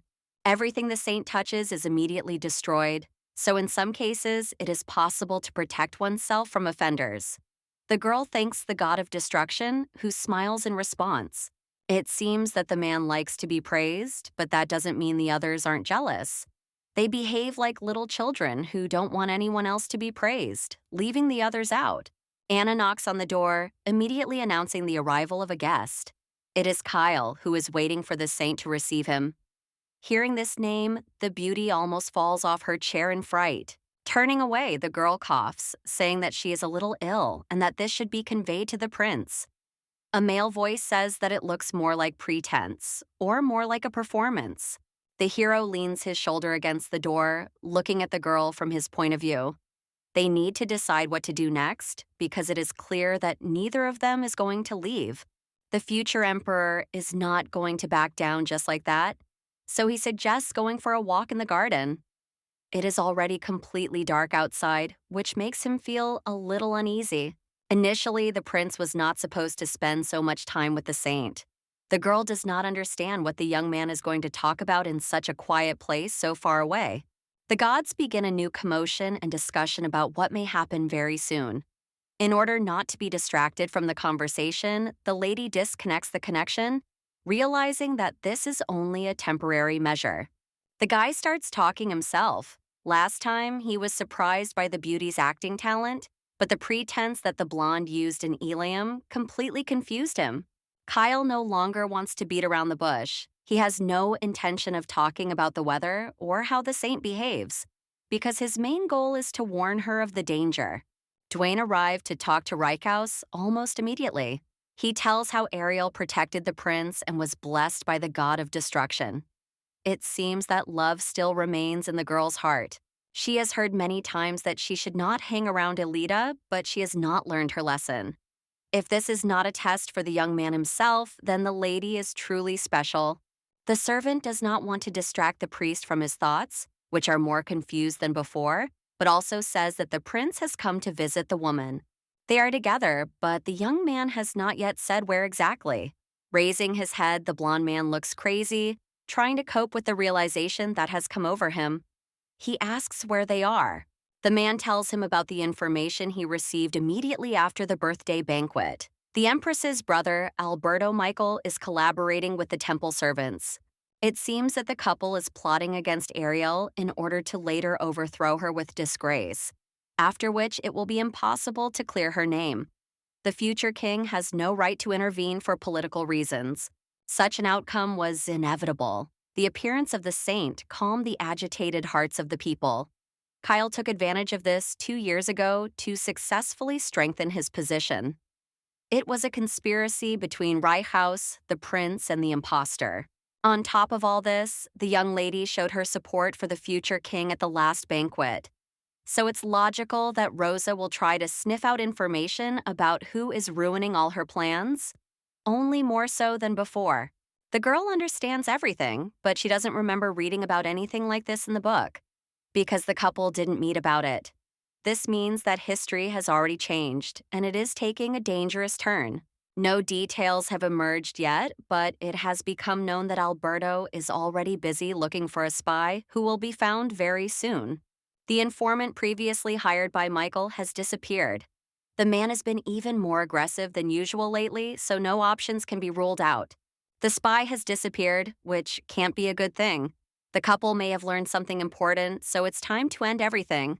But there are no clues as to what is happening, and there can't be. In any case, there is no choice. The redhead just sighs, asking the lady to report everything that is happening around her immediately, without delay if possible. The girl wants to ask for something else. The crown prince of the empire, who mastered the art of swordplay as a child and is also the legitimate heir to the throne, is the one who will conquer the empire and lead the continent. The blonde has already helped the young man once, so since they are partners, she wants to state her conditions. The hero skeptically asks about marriage, but such jokes are out of place. The heroine is not going to ask for too much because she only needs guaranteed protection, which remains just as important as long as they are in such a relationship. Even if the couple is now in the same boat, there is no guarantee that everything will end as it was originally supposed to. The fake saint is only needed to stabilize the mood in the country. If anyone finds out the truth, there will be no reason to keep the girl alive. She works hard to support the empire and His Excellency, and for her efforts, she gets a peaceful life as long as they are on the same side. Her thoughts are jumbled, so it is unclear who will be the one to raise the sword over Ariel's head, but she still persistently asks for a promise that everything will not end terribly. The man nevertheless agrees to make a deal. His sword will not be stained with the girl's blood until she becomes his enemy. He swears an oath in the name of Kayla Alexis Alita, which already means a great deal. The beauty calms down when she hears the oath, which is surprising. They return to the same topic because the letter with the proposal looked as if the maiden was ready to take her own life. It is interesting to know what exactly the lady was thinking when she said she loved the prince. She said she wanted to be on his side and was looking forward to it, no matter what. It is hard to believe that what was written was not true because it all sounded too convincing. The young lady literally poured out her heart, regardless of the problems that might arise. The girl tries to repeat that she was drunk, but His Highness interrupts her, not believing her. From afar, the voice of the high priest, who had been searching for the prince all this time, can be heard. The young man smiles, but this smile does not bode well. It is interesting what the saint is doing in such a dark place alone with Alida and what exactly they are discussing. About to reveal something they did not discuss at the feast, the hero opens his mouth, but the heroine rushes forward, trying to change the course of events because she understands that it will not end well. His Highness wanted to talk about the food at the banquet. There were too many complaints about the dishes because the food was stale. The man's expression conveys confusion. They have already discussed everything because the prince belongs to the palace, while the saint still belongs to the temple. It is better to avoid personal meetings, which only get in the way. First and foremost, this concerns Ariel, and she hastily promises to be more careful. She understands that it is not worth provoking Kyle, who could explode at any moment. The young man is not going to agree and nod his head, so he asks since when Reichhaus has the right to control the saint's affairs. His interlocutor goes too far, going beyond the limits. The blonde smiles, looking through his lowered eyelashes. He is always ready to deal with dangerous matters, and His Highness is well aware of this. It's just a play on words. Because of the incident at the banquet, some nobles from the empress's wing have paid excessive attention to the saint in the temple. She tried to cover for her acquaintance, thereby putting herself in danger. The young man snorts but says nothing.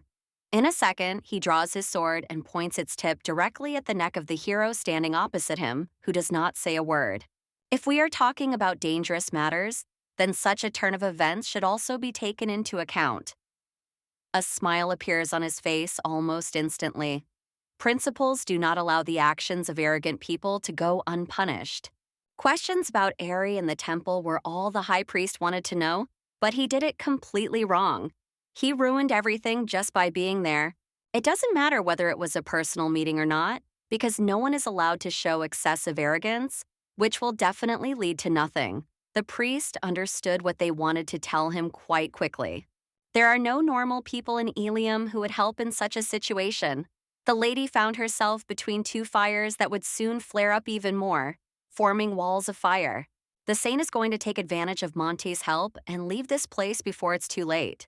Lightning out of nowhere will be a great help, especially at a time like this when everything is going wrong. Reichhaus calls out to Ariel. If she is so tired, she can always go and rest until she feels better. The words seem unexpected, but at the same time, not the worst thing, because the couple stays to talk. Anna, listening to the whole story, is overcome with interest. She wants to know what happened next because meeting the crown prince seems like an exciting event. The lady is tired of not understanding the relationship that has developed between Reichhaus and Kyle. She should be happy, or at least that's how it seemed to the maid. However, everything is completely different. The brunette does not understand when everything changed, because the beauty loved His Majesty so much that she could not hide her feelings. The entire temple is aware of this, without exception. As is well known, the saint does nothing but wait for a meeting with her beloved and even sings about it during her walks. Wherever Ariel goes, she always talks about the same thing, despite her surroundings, which do not like it. Now everything fell into place, and the priest's reaction no longer seemed absurd.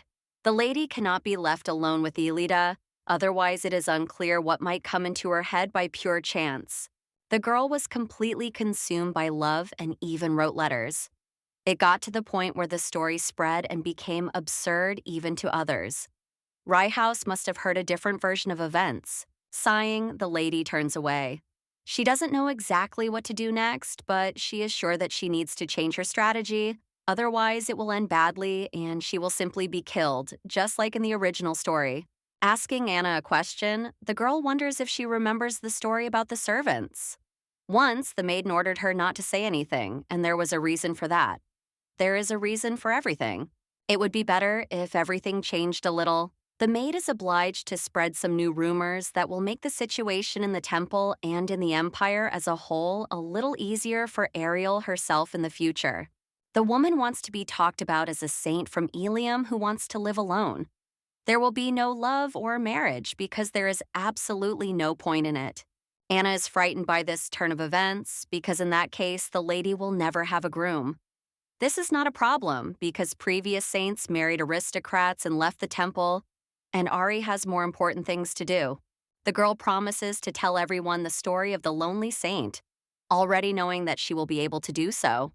They thank her in advance, even noticing the same surprise frozen on her face. Clinging to Reichhaus and chasing after Kyle is the strangest thing imaginable. There were no such foolish people in the original story. The girl does not know how to change anything so quickly.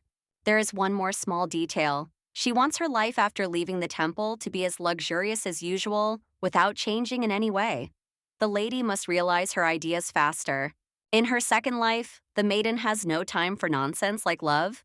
She will not become like the original because she wants to be happy. Ariel, if you think about it, was never truly 100% happy.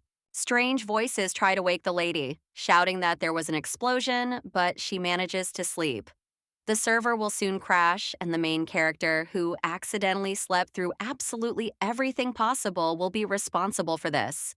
Getting out of bed, the lady begins to yawn, but at the same time asks Anna to take the children out. A second later, she realizes the situation because children cannot enter the room, as they are not allowed in Elium except on holidays when their parents arrive.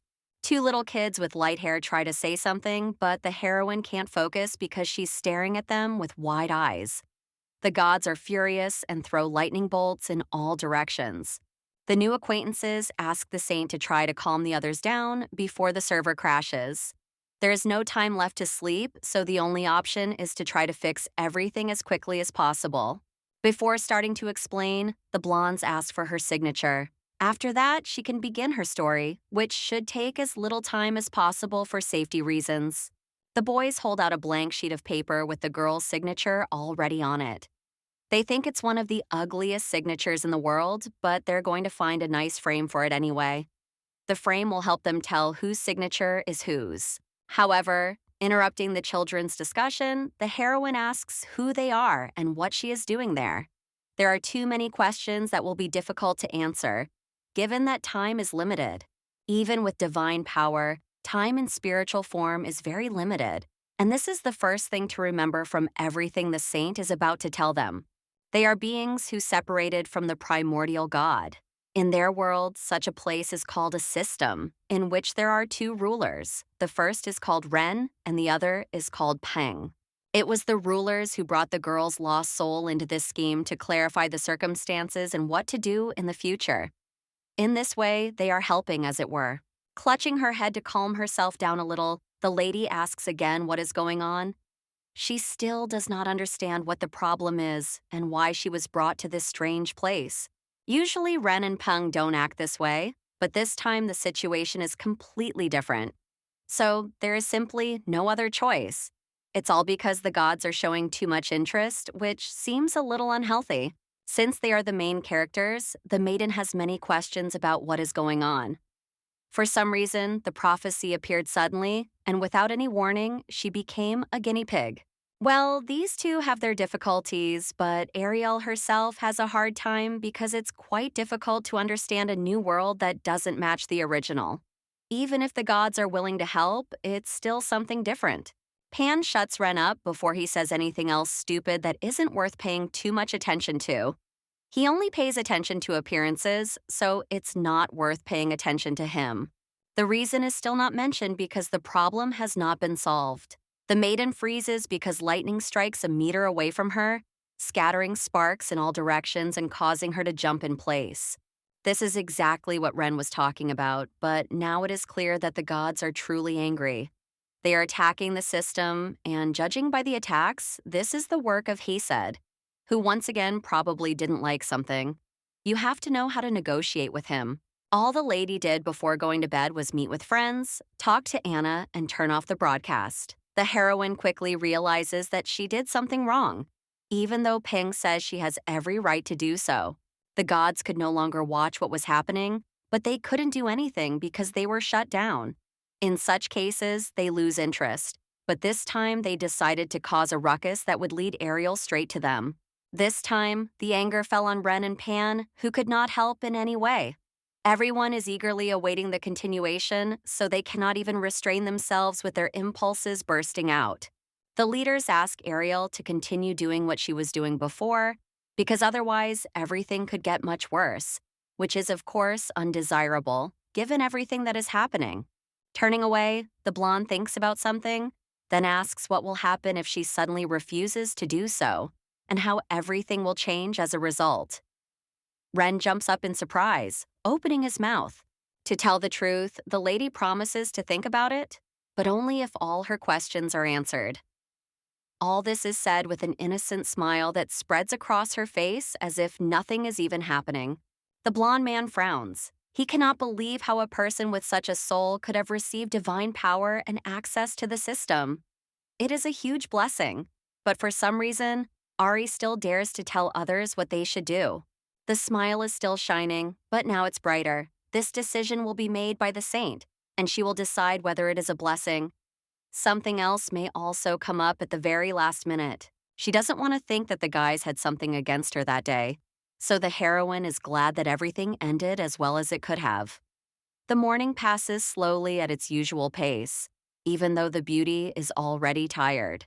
Turning to the screen, which has been waiting all this time to be turned on, the maiden decides that the time has come. She presses the button and connects the broadcast, which is already starting. Monte immediately tries to put together the torn portrait of Leshy, while the god of destruction sulks and complains about the heroine's carelessness. Odysseus lost his shoes while running to greet the beauty, and she says she missed him madly, trying to avoid punishment.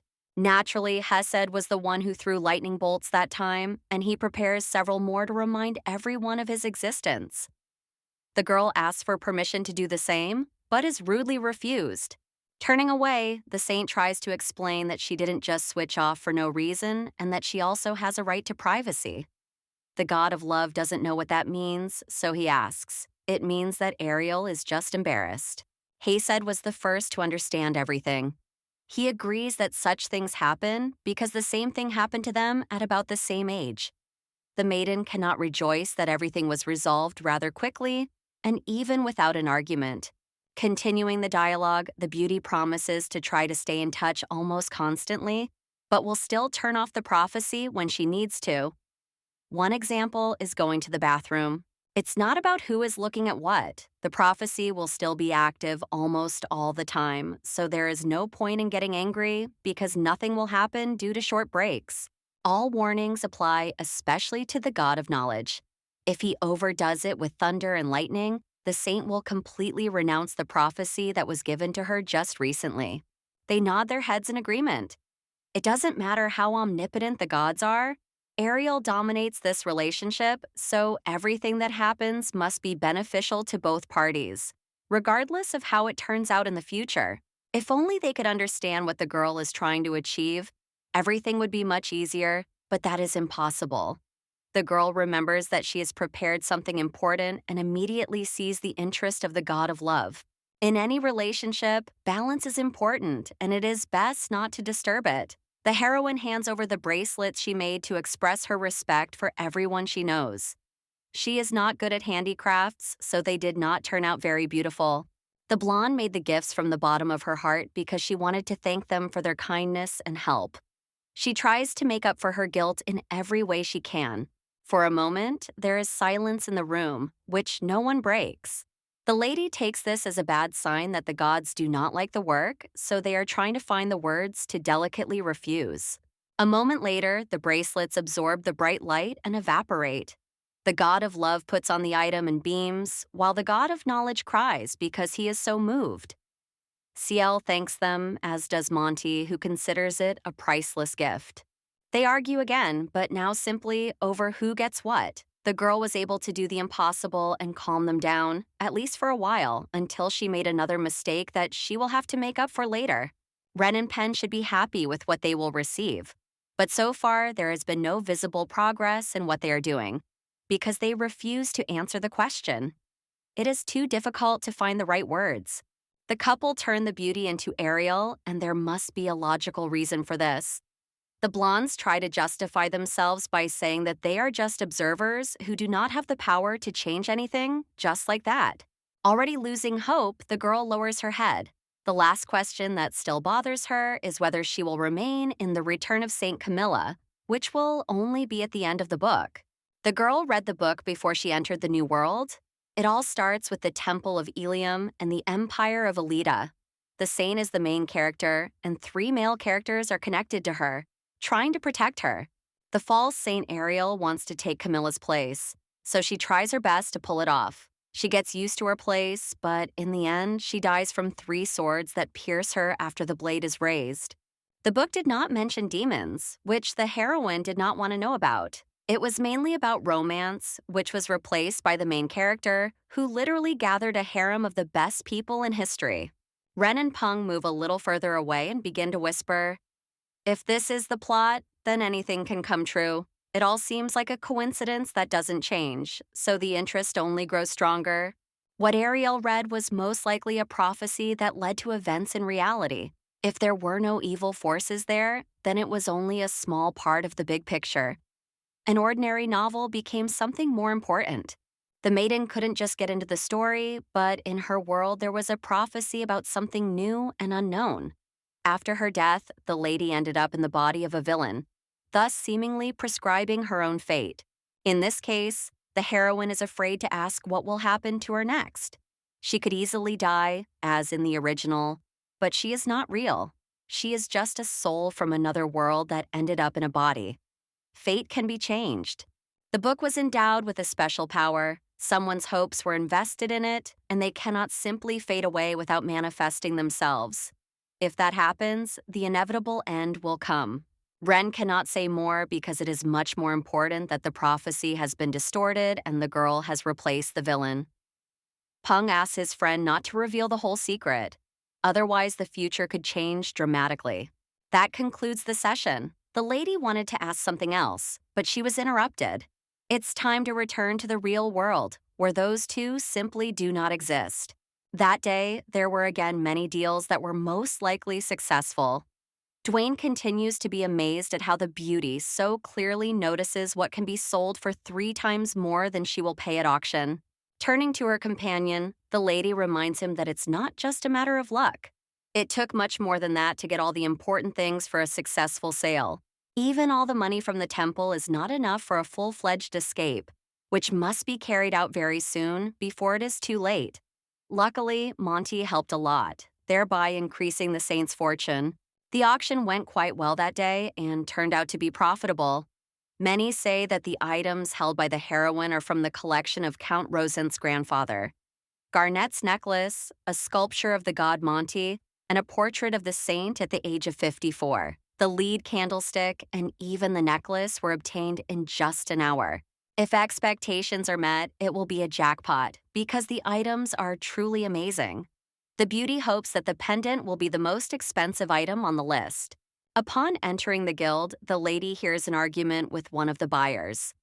The lady offers an expensive necklace in exchange for chromium. She has heard that it is in the guild's inventory, but for some reason they will not sell it to her under any of the existing pretexts. The substance is illegal, which is why Lloyd does not conduct such transactions for the sake of its reputation. Clutching the necklace even tighter, the lady insists that she will meet with the owner if she is not provided with the exchange service. The girl immediately points out that the platinum chain will cost about 1,000 francs. The salesperson says that the owner is a little busy at the moment, but if she wants to meet, it is worth arranging it in advance without any objections. Dwayne says that chromium is related to opium. It is sometimes used as a painkiller, but is most often sold as an illegal substance. This plant can only be grown within the walls of a temple. It slows the pulse, and in large quantities can easily cause death.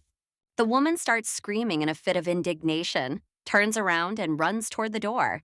She no longer wants to continue the useless dialogue and looks very angry. Only when she leaves does the saint notice that this face is familiar to her. The person who came for the opium turns out to be the empress's maid, whom the heroine already knows from her reception at the royal palace. The woman promised that God would not leave the guild alone for not doing what the buyers had asked, and then disappeared. All three remained standing in bewilderment in the middle of the hall, which seemed to have emptied. A man's voice can be heard from somewhere in the next room. He thanks the salesman for resolving everything so quickly. He did not know that there was another guest who had arrived very recently, and the lady curses herself for her luck. The heroine once again bumped into Cass, who calmly asked what had brought the noble saint straight to him. Usually, it is dishonest people who come here to sell something. The girl bowed her head, blessing the merchant. She came to the guild to sell something and quickly take the money and leave. It seems to be true, but the guy still checks with the seller. The lady has sold things before because some things are no longer needed, but may be useful to someone else. She always uses the logic of a righteous person. Taking the necklace, which shines beautifully in the sun, from the seller's hands, the man grunts. He suspects something, as such an item could not have belonged to a saint who did not possess such important jewels. The lady cannot say that she started buying things at auction and selling them at a markup, so she lied without even thinking. Lloyd is like a thorn in her side, which means she should get rid of him as soon as possible before it's too late.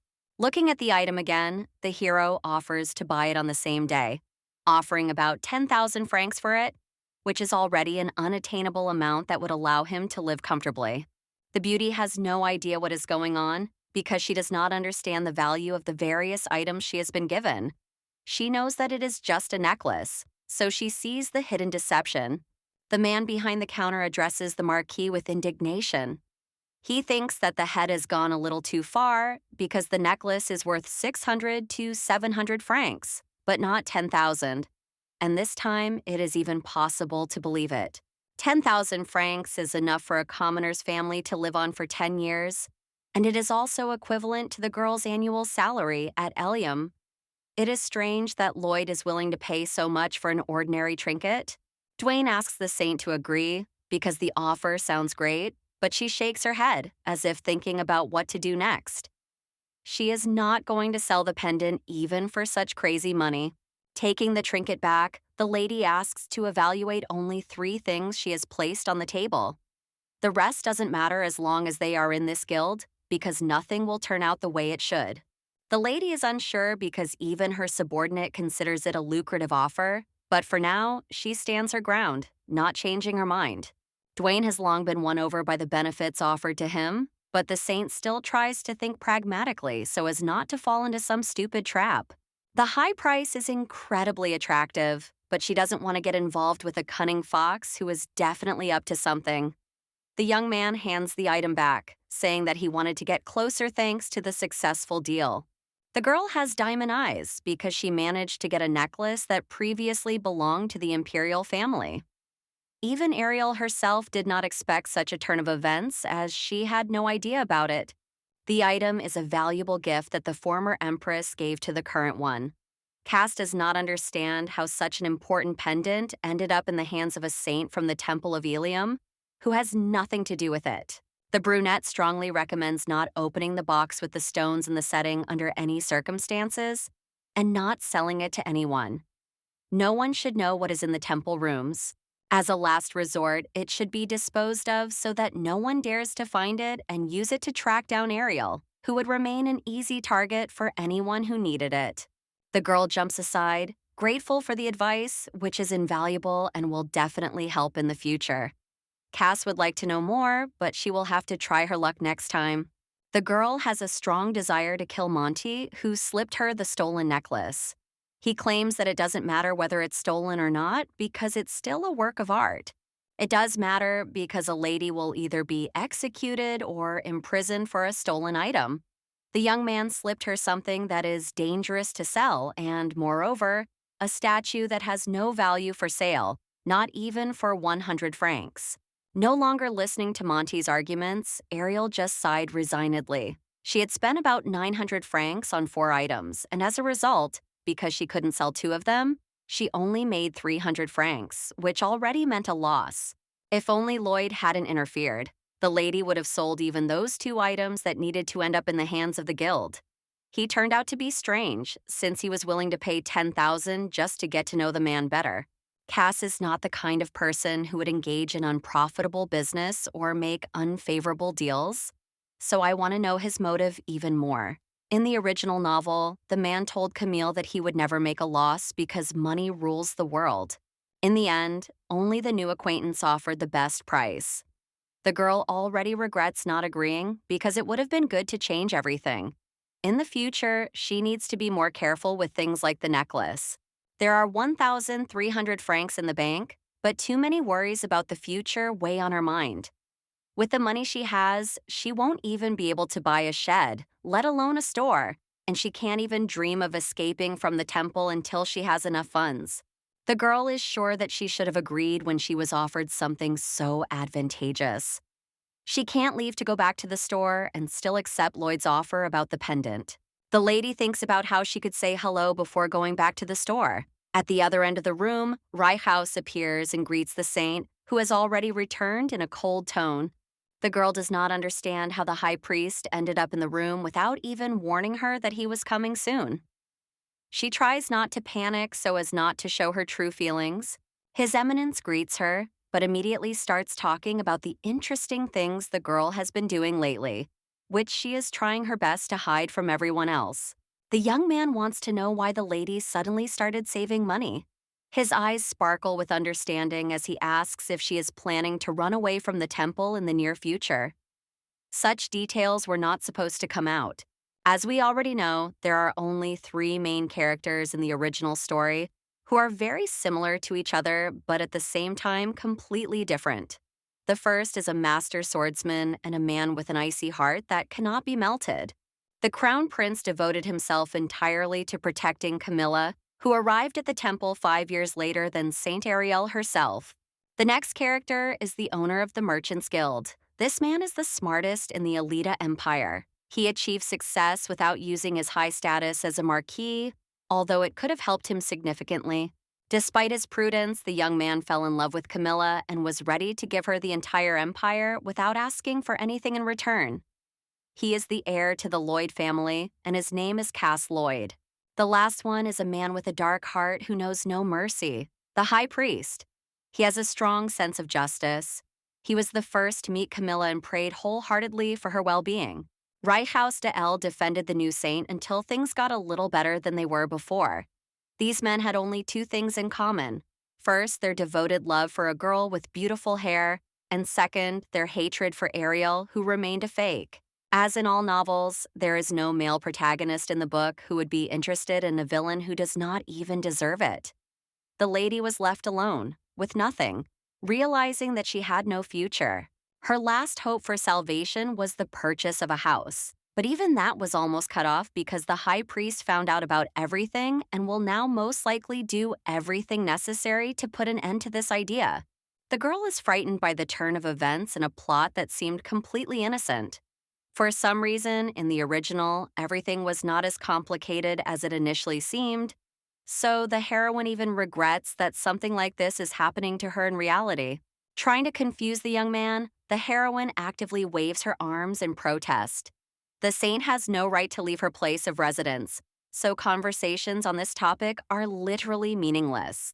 The only thought that crosses her mind is to buy a small villa near Ilium. It sounds unconvincing, but the lady continues to hope that this lie will save her, even if, in the end, it will most likely come to nothing. The blonde says that she feels comfortable in the temple, of course, as it is the main home she has. Sometimes she wants to be alone with her thoughts, and she hopes that she is understood without unnecessary words. The young man nods, starting to smile. He agrees that sometimes you want to spend time alone together. A smile blooms on her face as she realizes what is happening. At first, the words seemed completely normal, but then they took on a different meaning. Freezing, the lady jumps up, asking if Reichhaus meant that he wanted to be alone without prying ears and eyes. Her face shows horror that she no longer has the strength to hide from others. The man understood what the saint wanted and would try not to interfere too much, just being there for her. It was necessary to be careful when going outside, so Dwayne would be given a few more people for protection. Walking around Ari, his friend puts his hand on her shoulder, asking why she is trying so hard to protest. An important person needs to be properly guarded by several people at once. Looking into Ariel's eyes, the hero asks her to be a little more careful so that she won't regret what happens later. He seems to be completely serious and expects her to sympathize with him. Smiling, the hero suggests that she rest, since it seems that the girl has only recently returned to the temple. After a sincere farewell, the blonde man disappears, closing the door behind him and leaving the saint completely alone. Her thoughts are even more confused than before, because the beauty does not understand how Elle could be such a person when he was very different in the book. He behaved differently and tried to be tactful. Most likely, Odysseus was the one who messed things up. He simply took and trampled on the dream of escaping and living carefree for the rest of his days in some remote cottage with his shop, which, of course, is infuriating. The god of love says he had nothing to do with it. He said advises them to settle on a gift and take it as receiving a share of Lloyd's business, who hasn't even offered anything yet. The girl tries to calm them down, asking them not to say anything. The blonde doesn't understand why it was necessary to raise another discussion about the main characters, who rightfully belong to a real saint. None of them will ever treat Ari the same way they treat Camille because it makes no sense. On top of all this, the lady did not plan to take the place of the main character, who is due to arrive soon. Although from the reader's point of view, all three are very attractive young people, as a villain, the lady must think only about how to survive. The heroine has already read the story more than once, so she is afraid of what might happen to her very soon, even though it is not her fault. She does not want to feel 3 swords piercing her flesh, making her scream in pain. The gods are already dreaming of gifts from these people who have nothing to do with them. Odysseus strongly recommends not missing out on such an enviable groom as Kyle because he liked him the most out of all the candidates. Anna arrived with Ariel at the festival, which literally the entire empire had been talking about. There are many lights around, lit for the people because it has been dark for a long time. The girl points somewhere ahead, trying to calm down because the impressions are taking their toll. The woman suggests going to where there are the most lights, smiling gently. She looks happier than she has in a very long time. Once at the night market, the girl seems to blossom after the work that had been killing her. The saint did the right thing in deciding to escape from Ilium for at least one night, because it was a good idea to dispel the thoughts that were bothering her. The maid points to a stand with glass candies that shimmer beautifully in the sun. The food really does look like glass because the friends see their reflection in one of the candies. The transparency is striking, so the beauty asks about the price of a bag of treats. One serving costs 1 franc, so without hesitation, the heroine buys 2, which she takes from the counter. Turning back to Anna, she hands her one of them, saying that now they can enjoy the atmosphere together. Trying one candy, the lady closes her eyes with pleasure. The taste is unforgettable because it is wonderful. The maid is almost crying with emotion because someone cares about her, even though she is just an ordinary maid. The blonde is simply delighted. She doesn't think about anything at all, just has fun, enjoying the holiday to the fullest, without thinking about how to save her skin from death and the 3 blades that will pierce it. Anna is also in a good mood, but asks if it was okay to buy candy. There seems to be a hint of uncertainty and even slight fear in her voice that is difficult to hide. If the high priest finds out that they have slipped away from the temple, he will be very angry with both of them. The saint reassures her friend, saying that everything is fine. The man is busy with his guests and is unlikely to notice the absence of those who usually sit in their room. Besides, Ariel played it safe and borrowed the maid's clothes. Now no one will think that they are looking at a saint who simply forgot how she should look. Although they are simple clothes, the maiden looks incredibly beautiful in them, which makes her feel incredibly pleased. Hearing compliments from the people you love is the most important thing. Looking back, the lady accidentally notices 2 men trying to get lost in the crowd. They started following her friends from the very beginning of the festival, which is already starting to scare her a little. The girl quickly comes up with a strategy and actions she should take to scare the men away. Anna is scared because no one knows how they will behave. The strangers could attack at any moment without warning. Ariel asks her not to worry. She understands that her fears will not completely disappear, but she has something for such a case, and it is the power that lies hidden within her body. The time has come to try out Seal's blessing. The couple attended the Rose Blossom Festival in Ilium. This is a guaranteed event where every citizen of the empire has the right to enjoy the beautiful rose blossoms for a whole week. To attract even more public attention, especially from young people, the organizers decided to spread a legend that if a couple gets married during that week of celebration, they will be happy for the rest of their lives. Because of the legend, many young men approached the girls at the festival with marriage proposals, but two of them apparently could not accept rejection, so they continued to pursue their friends. Entering the nearest alley, the heroines stop. Right behind them, a hoarse male voice can be heard admiring the fact that they managed to turn into such a dark corner. The lovely young ladies were either lost or had come up with a unique way to accept the proposal. The maid backed away, while Ariel smiled. Everything went according to her original plan. Stepping forward, the brunette tries to act indignant, saying that they are standing before a person of high rank. The two begin to laugh, assuming that she is the Baron's daughter. There is no point in emphasizing her status because the saint is dressed like a commoner. The only way is to do what was planned. Asking her friend to step aside, the lady moves forward. One of the guys whistles, assuming that the girl has decided to agree to what they discussed a little earlier. Smiling, the brunette says that such an obedient girl will make an excellent wife. Ignoring everything, the heroine remembers one important thing that the god of destruction, Ciel, once told her. Those who do not understand words only need to be punched in the face once, and then they will immediately understand everything. This is exactly what the beauty meant when she started talking about such things. A stream of light energy bursts forth, throwing one of the guys aside with a wave. The other one cries out in surprise, not understanding how such a thing could have happened. The brunette grabs his friend by the collar, trying to get him to stand up, but he doesn't react at all, as if everything has lost its meaning and is no longer important. Anna blinks in surprise and then asks how this happened. The saint threw the man aside as if he were a feather, without making any effort to change anything. It all happened thanks to the blessing of the gods. Before raising her hand, the beauty asked Ciel to grant her strength. She is glad that she has already mastered the control of her power, which now does not escape her just like that. The man decided to attack, expressing his dissatisfaction with the situation. He doesn't understand how the girl dared to behave this way because his friend still can't wake up. The young man is thrown aside, while a male voice is heard in the distance. The hero came to the festival to enjoy the festivities, but in the end, he has to get rid of the trash that is bothering the girls. One of his friends tries to get up to ask who it is, but he is knocked back down to the ground. Cass has no intention of listening to the arguments of someone he doesn't care about. Grabbing the second one, the hero runs away, shouting something offensive. He didn't like what was happening, so he promises that revenge will be terrible from the very beginning as soon as they come back. Lloyd asks the maid if everything is all right, and she nods her head. He did not expect such strength from the saint, and she only tries to justify herself.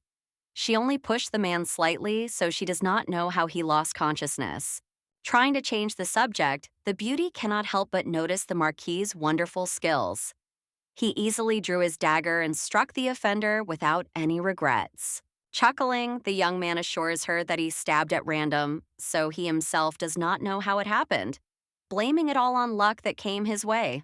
It seems that the man is mocking the girl, who begins to get angry. No longer wanting to talk about anything like that, the hero asks how the couple ended up in a dark alley, because it doesn't seem safe to wander the streets alone.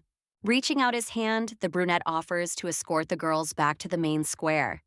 He does not recall the incident at the guild when the lady tried to sell the empress's necklace.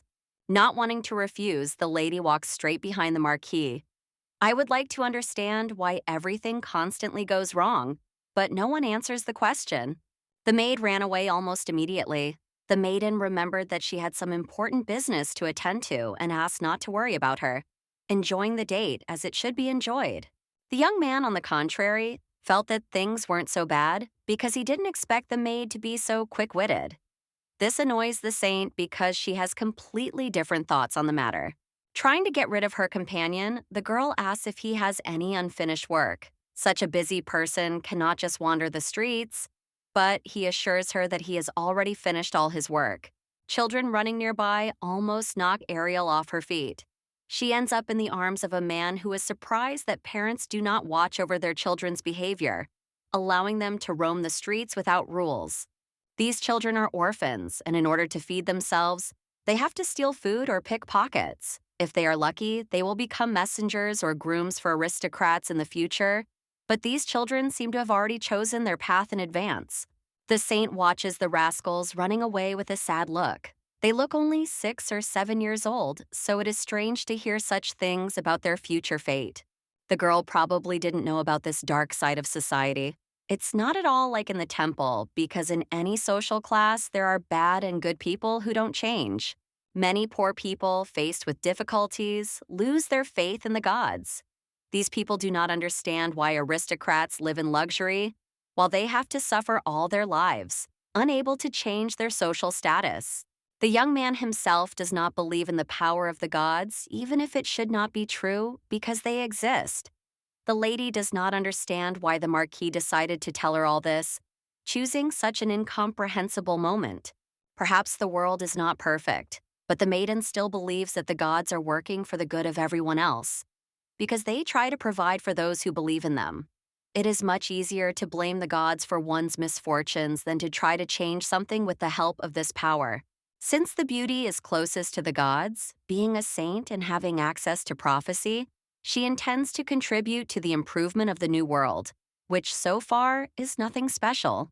The young man freezes with surprise in his eyes, but then nods, reaching out his hand to the saint. As he said earlier, he wants to get to know the girl better to understand what is going on in her soul.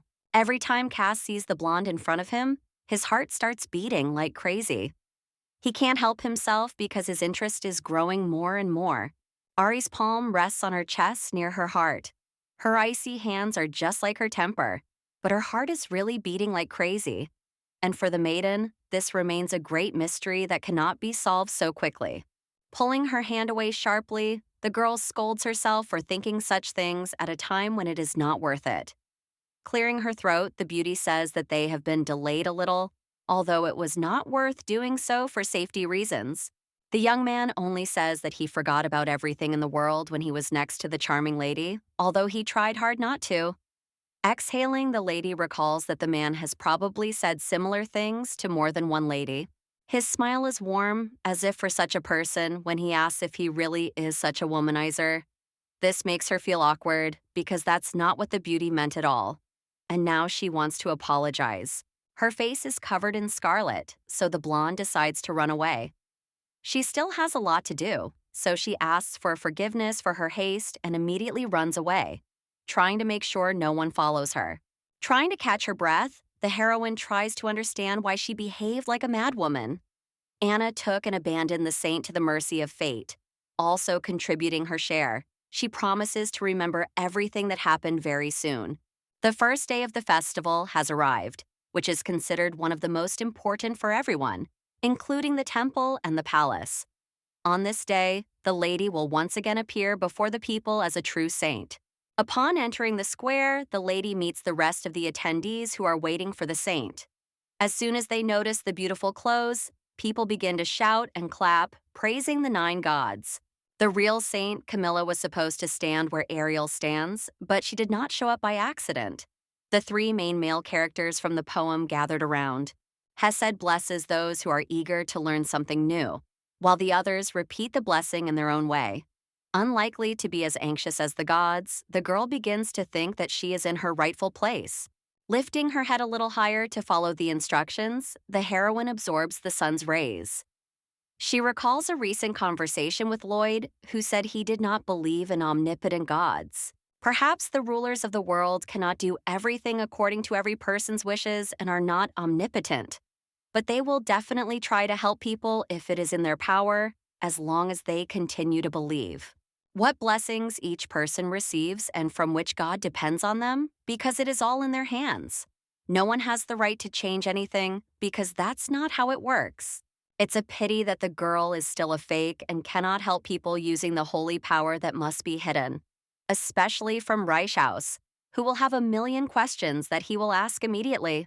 Anna is most worried about her friend. Even if the saint feels pretty good, she should go back and rest before she gets even more tired.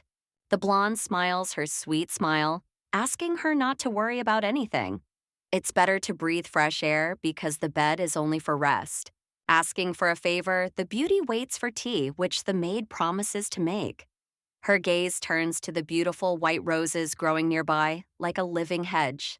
The girl walks forward to touch the flowers. She wonders aloud why so many roses were planted, but no one answers her, which is logical. Behind her, she hears a man's voice calling Ariel's name. The girl asks the high priest if he has finished his work, and he nods his head in agreement. Everything went much faster than it should have because the process usually takes longer. Plucking a single rose, the blonde man says that white lotus flowers go well with saints and asks her to accept one as a gift. He continues to smile. The lady is grateful for the gift, but a little sad that the flower had to be picked and its life cut short. The heroine realizes that she would like to admire the flowers simply in the garden. The young man nods, but then seems to be trying to say something. The more he gets to know the girl, the more he is convinced that something has changed. Because on the first day of their meeting, everything was different.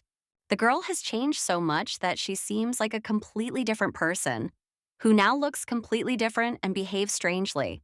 It was said that by picking the lotus, the young man shortened the life of the flower, but unfortunately, he doesn't know any other way to safely give her a bouquet. Even so, it was not worth taking the life of the plant.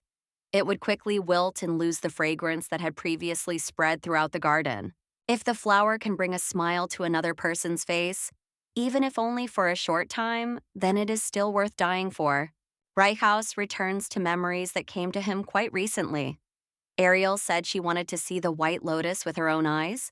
After that conversation, the man planted flowers in the backyard, creating an entire garden that the monks could admire for almost a whole year. The hero even figured out how to keep the flowers from wilting in winter or fall, so they would always be available to the saint. It's hard to believe that the blonde man planted all the flowers just for his acquaintance. While the lady is in the temple, the priest will ask no one to pick the lotus. If the heroine ever decides to leave the temple, he will pick a whole bouquet every morning and bring it to the door of her new home. Smiling crookedly, the lady assures him that there is no need for that, because she will never leave the temple, which has become her new home. The girl tries to remain calm, but she feels that there is a threat here. He hints that if anything happens, she will also say goodbye to her life. The conversation turns to rumors that have been circulating recently. A lady has appeared in the Thiego area who possesses divine powers that help heal people. The lady understands perfectly well that she is a fake saint, so she planned to leave before Camilla appeared. She needed to pull off her trick quickly. As we know, the beauty was supposed to appear in 5 years, but now she has appeared much earlier than in the original story. Finishing her meal, the heroine asks Anna to clear the table. She didn't even eat much, which surprised the maid, but she just waved her off. The lady had absolutely no appetite. If her memory served her correctly, Camilla's awakening of her sacred power happened much later than now. Everything was leading up to receiving that very relic from Raid, the god of eternity. He made sure that the lady discovered hidden powers within herself that she had not known about until that moment. If the saint had truly gained her power, Antonio's pendant would have disappeared from the shopping list. It is simply blocked, but it is still in the virtual store. In addition, the saint's hometown is Aries, and Thiago, where the new benefactor appeared, is on the opposite end of the continent. The blonde cannot understand what is happening, but she wants to know who the girl is who has manifested the sacred power associated with the new appearance. The gods do not answer the question about that woman. When it is not necessary, they talk incessantly, but as soon as a question arises, no one even opens their mouth. Even if the awakened saint is not Camilla, it is still worth freeing up space in the temple and leaving Eliam as soon as possible. For some reason, after the news, Reichhaus behaved more than strangely. Even though it was uncharacteristic of him, the lady expected to hear something completely different. Even if the true holder of Ariel's power appears, no one will dare to expel her, even if the emperor himself wants it, since the temple is not subject to him. The hero said this, although the real Ari had heard from him that she would have to leave the temple walls as soon as a replacement was found for her. Nothing else adds up. The lady is afraid that Elle suspects something more terrible than what she is saying. He is going to lock the girl in the dungeon and torture her. The gods begin to actively discuss what the heroine has said. For some reason, each of them has decided to behave properly, even though they had all been silent before. The maiden asks them to stop mocking her because she will not tolerate such behavior. Asking them to stop making noise, she heads to her bedroom to fall asleep. The gods had to send blessings to people all day long because no one should be left behind, but now it was time to sleep. The girl hears the sound of shutters. Fear takes hold, especially since she is on the 4th floor. No one can climb up there so easily without a ladder. The shutters slowly open, and the lady doesn't know where to hide from the man who is about to conspire. A voice complains that he has had to wait too long. It turns out to be Kyle, who has come to kidnap the saint in order to save her. Looking at the man, the beauty asks why he has come. His Highness is in no hurry to reveal his intentions, looking around. Last time, Ariel promised that the future king would not kill her, but now she is frightened because she cannot believe what is happening. The young man asks her to relax because he has only come to arrange the kidnapping. This option will be the most peaceful for both of them. Trying to find reasons to stay, the heroine asks about the guards. The answer is not long in coming because, logically, the hero could easily kill all the guards. The lady does not understand why the hero decided to say so bluntly that he was going to kidnap her, but she is not given time to finish her sentence because she is grabbed by the arms. If the saint does not shut up, she will be silenced by other means. Standing on the windowsill, the man asks her to hold on tight because they are about to jump down. The 4th floor seems like a terrible thing to jump from, but Alita somehow manages to land at a gentle pace without any injuries. Smiling, the prince asks how long the lady intends to cling to him. He notices that her face has turned even redder than before and is surprised. Looking at her body, the blonde gasps. There is no trace left of their fall from such a height. It's nothing for a master swordsman who can handle anything. The lady does not move forward because she needs to think everything through. She is worried about the consequences that may arise as soon as someone finds out about what happened with the prince. If anyone dares to say anything, they will face a prolonged and painful death. This man is more like a madman who has been released from his cage. The young man snorts because this is actually the first time he has managed to kidnap a living person. He asks to be treated with respect and understanding, and for people to stop getting on his nerves. The lady asks where they are going because 10 minutes have passed and nothing but trees are visible. The situation is dangerous because there is no way to go back, as the way back has been forgotten. The man asks where her fears come from. He has no intention of killing the beauty in this dark and deserted forest, even if he wanted to. Waving his hand, the hero advises her to relax because if he wanted to, he would have made it happen long ago. Besides, they have already arrived at their destination. The lady looks around, gasping in surprise. The huge rose garden is mesmerizing. She could never have imagined that such a place existed. When his head becomes too full of intrusive thoughts, the young man comes to his senses and admires the view provided by the roses. Kyle had heard that a true saint had appeared very recently. The fact that the lady is silent speaks volumes, so it turns out that this is true after all. Perhaps the gods decided that the body could not withstand the full power of the holy force and decided to awaken the true power that would be in the saint from Tiago, which was not known. In any case, the lady would soon be expelled from the temple, so the young man wanted to offer her a new position in the imperial palace, which would be suitable for the heroine. A few days later, the day began with another commotion in the imperial palace.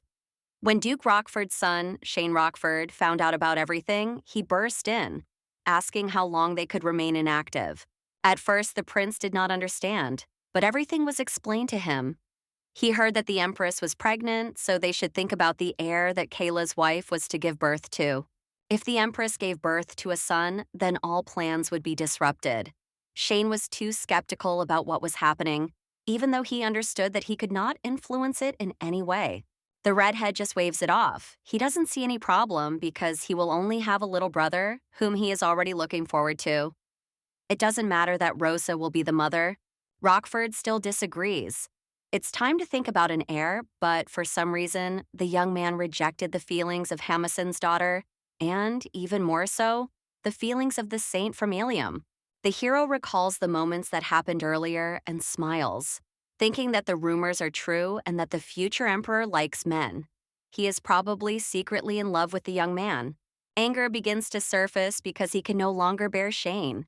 Even if the prince was into boys, he wasn't so blind as to fall in love with his subordinate. He recalls the events that took place just a few months ago. The hero had no idea that anything would happen, but the false saint sent a letter with disgusting content. In her letters, the beauty wrote only about how she dreamed of the prince almost every night, and also about how she desired love and eagerly awaited the moment when she would be loved and proposed to. The man wanted to kill the girl because she was too arrogant for a common fake who was worthless. He hoped that at the banquet, the lady would start pestering him so that he would have a reason to carry out his plan. Everything went according to plan. When Kyle saw the lady at the banquet after receiving the letter, she behaved completely differently, as if she had suddenly become a completely different person. There was confidence in her eyes, and her movements and manners were graceful and dignified. Ariel said the right things, unlike usual, thereby restoring the feeling that she was a true saint. The hero was even more surprised by the young lady's quick wit because she quickly adapted to the situation, mentioning the name of the god Seal. Various thoughts came to mind because the girl could have been pretending to be stupid in order to test the waters. Or perhaps he had formed the wrong impression of her. Perhaps the beauty was doing everything she could to lull those around her into a false sense of security, at least for a while. Too many questions arose. When Alida saw his companion's eyes, he thought she was quite pretty. Slapping himself in the face, the hero tried not to think about the deception, which was not worthy of attention. Shane interrupted the emperor's thoughts because he announced a new letter from the Temple of Ilium, where the saint lives. Now the man stands in the rose garden discussing the future of the beauty, who still does not understand what position is being discussed. After leaving the church, she needs somewhere to go. The blonde turns away. She tries with all her might to believe, but she can't because usually the prince doesn't care if someone is homeless. The girl already has a clear plan that she uses to achieve her goals. There is no point in worrying.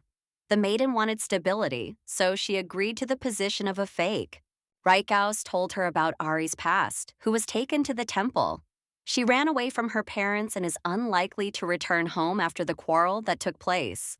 If things were different, or if the girl had a backup plan, she would not have agreed to the deal with the high priest. That is why the future king invites her to the palace where she can live out her days. The man is right, though not entirely. Ariel was bullied, and if she were real, she really would have nowhere to go, as the roads are blocked. Kyle is not one to engage in charity, so it is quite difficult to understand why he is so insistent. He wants to use the woman in a game against his stepmother, the empress. Such a strong and intelligent young man should understand that the former saint will, on the contrary, attract a lot of attention and become his vulnerability, not the strength he is counting on. The blonde is going to refuse. The empress is surely already against Ari, so there is no other way out. Kyle asks for a final confirmation of her answer. The man sighs. He wanted to convince the beauty without resorting to forbidden methods and without revealing a secret that is about to become known. Since Rosa is against the saint, as soon as she leaves the temple and is left unprotected, he will die in an instant, without even blinking an eye. No one will come to his aid. The empress could use the beauty as leverage, regardless of where she lived and how she tried to hide from others. Elida's proposal is beneficial to both of them, as it will save both him and the heroine herself. No one will dare lay a finger on a person brought to the palace by the crown prince himself. The girl understands that staying in the palace will make Ari's life easier and a little safer, but it cannot be ruled out that Rosa will decide to harm her in the prince's absence. She will have some time to think about it, but the most important thing is not to make a mistake that will later turn out to be the worst thing that could have happened. Before leaving, the man promises to come back the next day to get a definite answer. He hopes for the favor that will be shown to him. The girl has just arrived home, but the gods have already started a fight. Not everyone agrees that invading the room was ethical. Screaming begins as fatigue and nerves come to the surface. If you think about it soberly, Kyle is right to some extent. An answer must be given, and most likely it will be positive, because there is no other way out anyway. Without a plan and means of defense, the girl could be killed on the steps of the temple when she decides to go outside. At this rate, her good and happy life will be lost. In the worst case, the lady has Hased, with which she can attack with lightning, as well as Seal's blessing, which makes her invulnerable. The only thing she needs to do is buy useful relics that she can use as needed. This will help in the future. The gods do not leave their wards alone without help. There is only one problem left, and it seems to be the most terrible one. The heroine has no idea how to escape from the sword of the madman who offered his help after hearing her refusal, which is already prepared. After completing all her business, the lady is going to return to the temple. She doesn't feel very comfortable being outside when it's too noisy and there are too many strangers around. One of the reasons for her return is also the 3 guards who follow her literally everywhere. They were assigned by House, but she is not happy about it. The festival will end very soon, and the saint from Tiago will arrive, so it is worth checking how much Ariel has managed to save up to finally try to put her plan into action. She has 2,000 francs in her account, which is enough to buy some kind of weapon for protection. The heroine praises herself for coming to her senses in time and starting to save money to escape from Kyle's sword. It is very important to become independent after leaving Elium, because then no one will be able to influence the former saint. While the lady was making her plan, she changed it several times. Jumping aside, the maiden blinks in surprise because a horse almost ran her over. The Empress's younger brother, Alberto Michael, drove by in a carriage, right on the pedestrian walkway where there were lots of people. The saint is fine, but people have gathered in front of her, discussing something and groaning at the same time. The man saw that there was a child in front of the horse, but he didn't even slow down, running over the body. Only someone with an important position could do such a thing, as he is afraid of no one. The boy is most likely dead. No one knows who his parents are, because the child is from a guild of thieves and is an orphan. Ariel cannot bear to hear Alberto himself laughing at him. The girl is no longer going to stay where she is, so she rushes forward. She doesn't listen to the servants who tried to stop her because she really hopes to make it in time. Pushing her way through the crowd, the beauty shoves everyone else aside with her hands. She freezes with her mouth open as she watches the scene before her. Dwayne stands next to the saint to ask again where the girl is rushing to. The Virgin orders the boy to be taken to the nearest hotel and some kind of stretcher to be made. The young man does not understand anything, so he tries to ask again, but there is no point. The lady snaps and yells at him as loud as she can, saying that it was an order that must be obeyed. The brunette conveys all her emotions by yelling at the other subordinates. They are obliged to make or bring a stretcher as quickly as possible before the child's condition on the road worsens. The boy is still alive, but his breathing is irregular. His eyes are almost unresponsive, but he still has a pulse, albeit a weak one. Death is near, but the lady manages to save the boy because people are resilient. Before her rebirth, the beauty died in terrible agony, so she decided to save the boy after all. The hotel manager refuses payment because if the child dies in the hotel, the reputation will suffer greatly. Taking off her hood, the heroine reveals her face, which is now visible to everyone. She is Saint Eliuma, and she promises that the boy will survive because she herself will not allow him to die in agony, which he does not deserve. In real life, the woman was born out of wedlock, and everyone hated her. In a sense, her life and Ariel's are similar in that they have both been through a lot. People constantly pointed fingers at the girl and shouted hurtful words that wounded her deeply. Their characters are different because the heroine decided to take revenge on her tormentors at any cost. The beauty took revenge on everyone who mocked, humiliated, and tried to insult her. They suffered much worse, but even after everything was done, the maiden continued to poison their lives because she couldn't stop. The lady is convinced that it is better to be an executioner than a victim who is subjected to humiliation. Only thanks to the rule of an eye for an eye was she able to survive in a cruel world that was against her. In the new world, everything is different because the lady has gained the power bestowed upon her by the gods. She allows her to take life, but also to give life to all living things. After saving that bird, the lady no longer practiced healing magic, so she is no longer sure if she can heal a person who needs it so much. The maiden is ready to pray to all the gods just to help the boy. He does not deserve the pain he is experiencing, and she realizes this.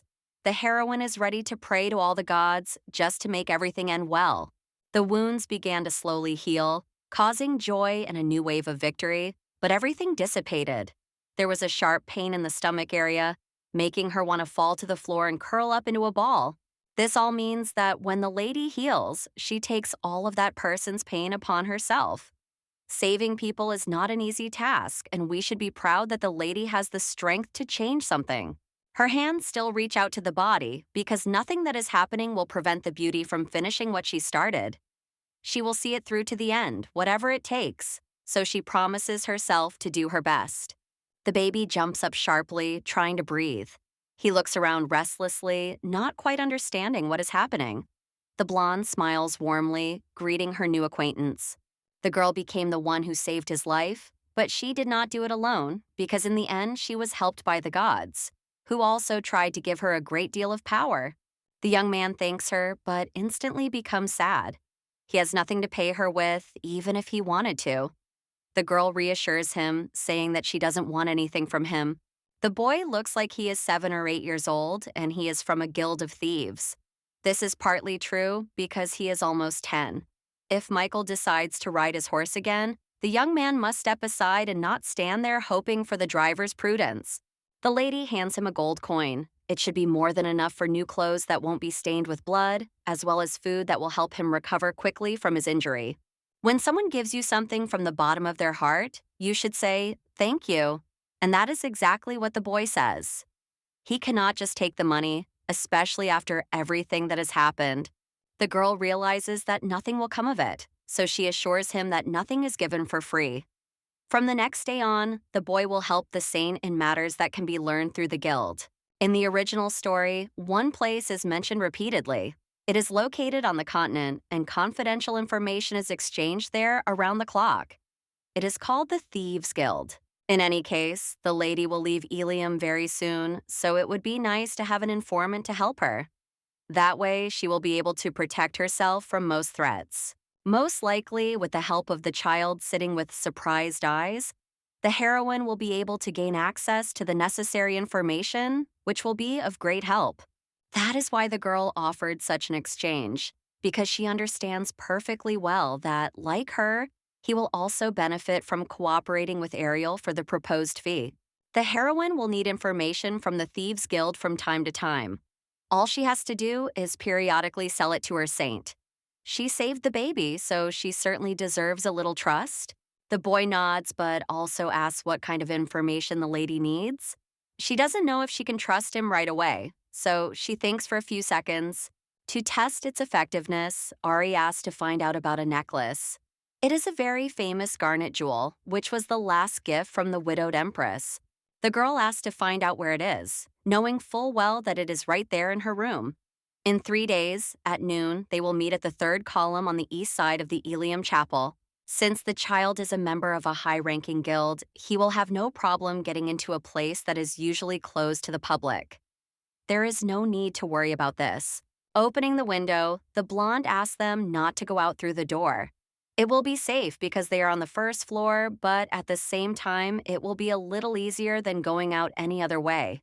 Behind the door are knights from the temple, and the deal they have just made must remain secret so that no one ever finds out about it. This is the best option. Dwayne, standing behind the door, leans in to put his ear to the wood.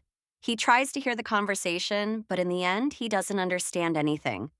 The girl opens the door abruptly, freezing when she sees the guard. The young man apologizes, saying he didn't mean to scare anyone. He asks what happened to the child, but then freezes when he sees the empty room. It's a bit messy. Dwayne still can't calm down because he doesn't believe what's happening. He tries to find out where the boy's body went because he was recently dying. He woke up and ran out the window. The young man continues to probe for details, but the blonde remains silent. She tries to find the right words to ask for something. They should discuss what happened over the past day.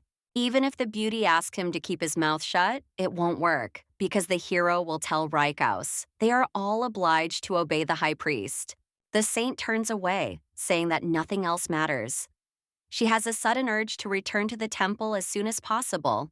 Before leaving, the lady asks the servant to tidy up the hotel room so as not to disappoint anyone. Standing in front of the mirror, the heroine almost screams in horror. She lifts her shirt only to notice a crescent-shaped scar near her navel, which was not there the day before. Trying to piece together the chain of events, the beauty recalls that when she used her power, she felt a sharp pain in her stomach. She decided to examine the place where it hurt and discovered a surprise. The blonde tries to find excuses because she is not Sailor Moon, but nothing fits. Perhaps this scar simply mixed up the titles, and that is her only hope. The girl knows that this mark is surely somehow connected to the power that the beauty used while healing the boy. All that remains is to guess what exactly it means. Another message appears on the screen. Ariel proved her faith by showing unprecedented fortitude, thereby fully revealing her power. The stigma appeared, and the interest and affection of the gods greatly increased. Oman, the god of mercy, attempts to enter the oracle. The stigma is a sign of holy power that only appears in saints, as proof that a person has been chosen by the gods themselves. This was known from the novel the girl had read. The heroine panics. She does not understand how this happened, because she is still not a real saint, who should not have received such a thing for such a trifle. Omen finally enters the oracle and looks around. Everyone else pretends not to notice the new member of the oracle, thereby showing their disrespect. It seems that the gods are not very happy with the newcomer, which means that even among the gods there are outcasts. The maiden tries to calm them down, saying that it is worth trying to get along with Omen. The man smiles, saying that he knew the girl as a kind and compassionate person. The first impression of this character is excellent, so the maiden cannot say anything against it. No one wants to be friends with the newcomer because everyone is acting like a hedgehog. Two of them go to bed to ignore Omen, but he just strokes the others on the head, saying that they are tired. There is nothing to worry about because her friends will wake up soon. The maiden shakes her head because she has lost understanding of what is going on with them, so she does not want to interfere. Ariel in the novel was definitely a fake because Rykhaus chose her. Now the lady is concerned about the manifestation of the stigma, because the mark could not have appeared just like that on someone who pretends to be a benefactor. The high priest stands before the statue of the god of art, Monte, begging him to hear his prayers, which have been rising for more than an hour. He tries his best, bowing his head. He asks to be guided to the right path because his sinful body needs it most. His thoughts are confused, and some of them remain as impure as ever. Dwayne interrupts his prayers as he enters the room. He kneels and begins his story. Over the past day, he has seen something strange connected with Ariel. In the square, a child was trampled by a horse that was galloping forward without stopping. The boy was already dying, but then the saint ordered the body to be taken to the hotel and locked herself in the room with him. The man thought that the beauty wanted to pray for the soul to ease its passage to the gods in heaven, but when he opened the door, the young man's body had simply vanished, as if no one had been there. The brunette is certain that the young man was on the verge of death, so he cannot understand what happened at all. What was seen does not fit any scenario, no matter how you look at it. His back was broken, as were his limbs, so it was impossible to survive with such injuries. The knights were waiting outside the door, but the only way to get past them was to climb out the window. Perhaps the young man really did climb out the window. The first saint, who was considered the strongest of all, took more than an hour to bring the dying man back to life. It remains a mystery how Ariel managed to do it so quickly, as it took her only 10 minutes, if not less. She does not say what exactly she did behind the closed door. Looking at Dwayne, the guy tries to hide his angry gaze, which pierces with cold pieces of ice. He asks where the saint is because he needs to see Aerie as soon as possible. The girl was right about the items. The locked items are still there. But as the oracle's level increases, the beauty sees more skills and items. One of the latest is Monty's glass for 250 francs, as well as Ciel's ring for 180. Omen's whip is the most expensive, costing 570 francs, and it helps to subdue interlocutors. The new items are full of strange things that defy explanation, but there are also some that cost as much as an airplane. You can only dream about the pendants because it would take too long to save up for them. The he said bracelet looks the most attractive. An indispensable item for self-defense can definitely cost 340 francs. Something like this will really come in handy when you have to leave the temple. At the festival, two guys accosted her friends, one of whom had a knife. If it weren't for Cass, it could have ended badly, but you shouldn't always rely on chance and other people. Kyle said outright that after leaving the palace, a hunt would be declared for the lady, so she agreed to buy the item. There are still 1,600 francs left, which will help with the escape. The plan was not to spend the money so soon, but the purchase turned out to be worthwhile because the most important thing is safety. Omen begins to argue with the other gods who, like the god of mercy, want their items to be purchased as well. The price of the whip is reduced by 30 francs, even if the lady still does not buy it. There is a knock at the door, and a second later, Reichhaus appears in the doorway and greets the young lady. Not a single emotion flicker across his face as he speaks. The young man asks what the saint is doing. She just looks out the window, enjoying the view. It is better not to tell the truth so that no one thinks the beauty is crazy. It would be much better to enjoy the landscape outside rather than looking out the window, because even the beauty of the girl herself is better enjoyed up close than peeking from the corner. It is a kind of invitation. The hero invited Ariel for a walk in the garden, and she didn't even realize when she agreed, so she had to go down to the garden where the lotus flowers were glowing. It's an impressive sight. The garden is incredibly beautiful during the day, but at night it also has its own unique atmosphere. The girl watches what is happening, noticing that the lotus flowers glow like lanterns. The man grunts and then asks if she knows the legend about the flowers they are standing next to. She has never heard of such a thing. Long ago, in an empire, there lived a fairy named Lunia, and one day she met a young man who fell head over heels in love with her at first sight. Unfortunately, the feelings were not mutual. This was because the beauty had already found the one she loved and was with him until the end. Then the hero turned to a demon for help, which was already a mistake. He asked to make the woman his, and the demon said that if such a strong desire had arisen, it was worth killing a bird and wrapping it in a vine. Then you need to soak the body with blackthorn juice and throw it by the side of the road. The man did exactly as he was told, and the next day he found Lotunia flying there instead of the bird. Her wings were broken and her body was soaked in blackthorn juice. The fairy lost her ability to fly and went to live with the young man. The once happy man stopped smiling. The hero turned to the demon again, asking how to bring back his joy. He replied that he should do the same thing he did with the bird, but with Lotunia's wings. The next morning, the young man whom the fairy loved got tangled up in the thorns and died. After that, the maiden smiled for the last time with all her heart so brightly that she blinded him with her light. According to Reichhaus, this was the last thing the fairy did in her life. She did not want to remain alone, so she did what was most important. She kissed her beloved on his poisoned lips and died after him, thus making her choice, which could no longer be changed.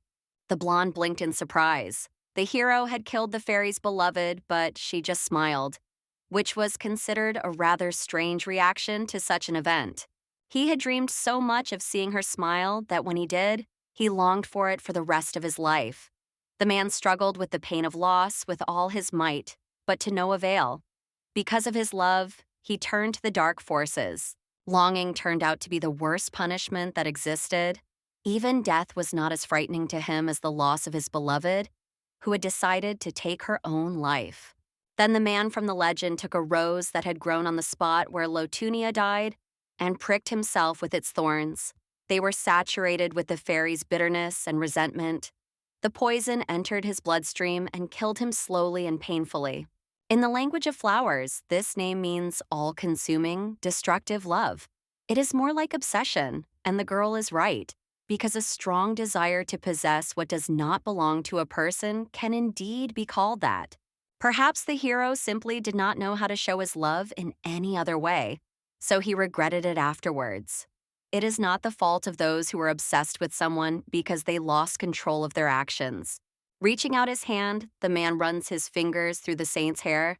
He asks what would happen if Reichhaus himself decided to break the wings of another person whom he wants to see close by and never let go.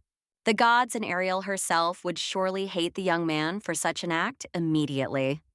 A discussion begins in the chat, and Oman immediately reaches for the whip with which he can make him his faithful slave.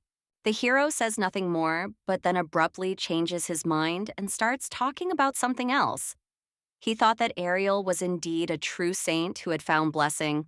The girl does not believe that someone reported him, but she understands perfectly well that it was Dwayne. His Excellency personally checked his powers in front of him, so he should not question anything. The man smiles, asking Ariel about what he said earlier when he planted the white lotus. The maiden said that she would admire the light every day because it warms the soul. It is believed that flowers can grant wishes, and the heroine even wanted to make a wish on one of them so that it would definitely come true. Before the lady entered this body, the real Celestine said so.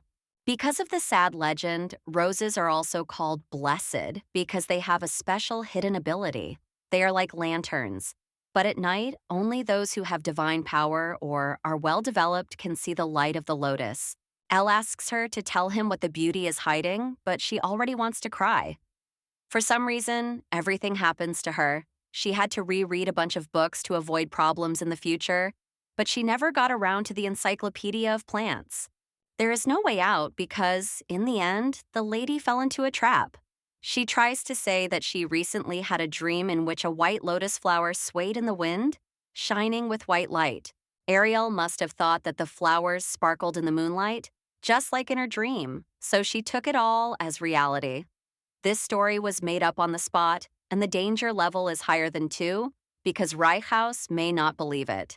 The man snorts because he thinks the saint is lying. He turns away, saying that nothing is happening, just to cover his tracks.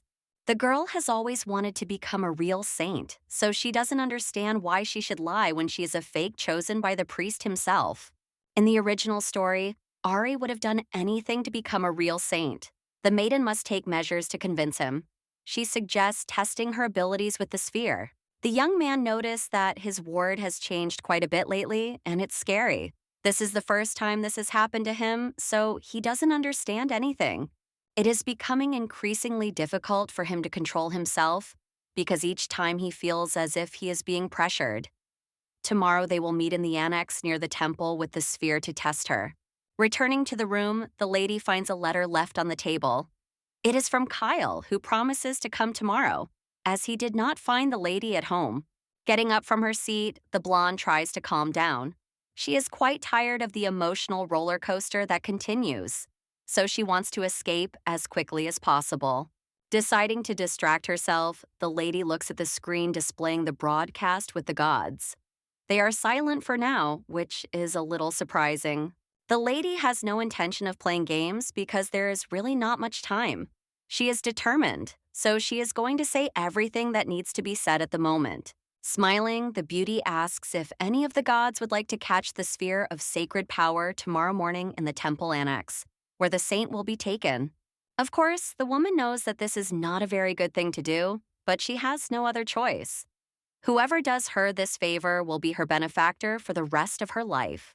The beauty does not even ask to break the sphere completely, because the only thing required is to disable it for at least a while so that she can escape from the temple. The gods are unavailable because they are holding a meeting. The heroine sees for the first time that they are ignoring the saint, discussing something only among themselves. First, 10 minutes passed, then half an hour, and then a whole hour, but nothing changed. For some reason, the meeting dragged on, making the lady bored. No matter how much the gods favor Ari, she has surely crossed a forbidden line by asking to destroy an extension in a sacred place. So she will not be forgiven. Worrying won't help the situation, and that's something the girl has already learned. She is going to rest, so she heads to bed, lost in thought. If no one helps her, everything will be lost pretty soon. The heroine simply wants a peaceful life, so she tries her best to do everything right. Morning comes, and with the rays of the sun, a maid arrives to wake the saint. Stretching, the lady rubs her eyes while her friend says something about the temple annex, where something bad happened during the night. It is immediately clear who is to blame. Anne finds it difficult to contain her emotions as they burst forth. The annex simply collapsed after someone used their powers to destroy it. As is well known, there are 5 large areas inside Elium. The first is the main building, where believers gather for prayer and sacred ceremonies are held. Next are the rooms where the priests and priestesses are located, and where the saint and the other priests live. This is the most difficult place to get into. The holy place where the saint receives and gives blessings is another sector, as well as the library, where the incident with Hans and the new nun happened last time. The last place is perhaps one of the most important, because sacred relics are kept there, and it borders on holy and divine power. It is a special building. Now, almost nothing remains of it. The beauty arrived at the scene just in time, but in the end, she noticed the result of what had happened, which was ruins. From the very morning, the temple seemed to have been turned upside down, but fortunately, no one was hurt. The relics were not left intact and undamaged, even if this resulted in losses. Rykhaus de El has been holding a meeting with the other priests since early morning to find out what happened. All the gods acted together, so they are asking to become benefactors. The lady had no idea that things would turn out this way. They did this to the place where the gods serve, even though the heroine asked for minimal movement. The special building was still unreliable, and no one liked it, especially Monty, the god of art. They behave like real villains. A familiar voice calls the saint, distracting her from her screen, which displays names one after another. It is the high priest who has come closer. The temple looks as if it had been struck by lightning at night, but it's not that simple. The beauty here is how they and the other priests have finished their meeting about what is happening. Everyone agreed that what happened was not a natural phenomenon. There was not a cloud in the sky, but lightning did strike right there. It was followed by a powerful earthquake that only affected the area around the temple, and meteorite fragments began to fall. The water pipes burst, flooding everything, and the steel reinforcement rusted in the blink of an eye. The earth split open, and some divine relics were buried. It will take a long time just to dig everything up and restore it. An important meeting of the gods was held to assign roles for the destruction. There are no suspects yet, but it looks like the work of one of the higher magicians. The girl realizes that she has overlooked the fact that magic also exists in the world. There was no male lead among the magicians, and so she forgot how everything works.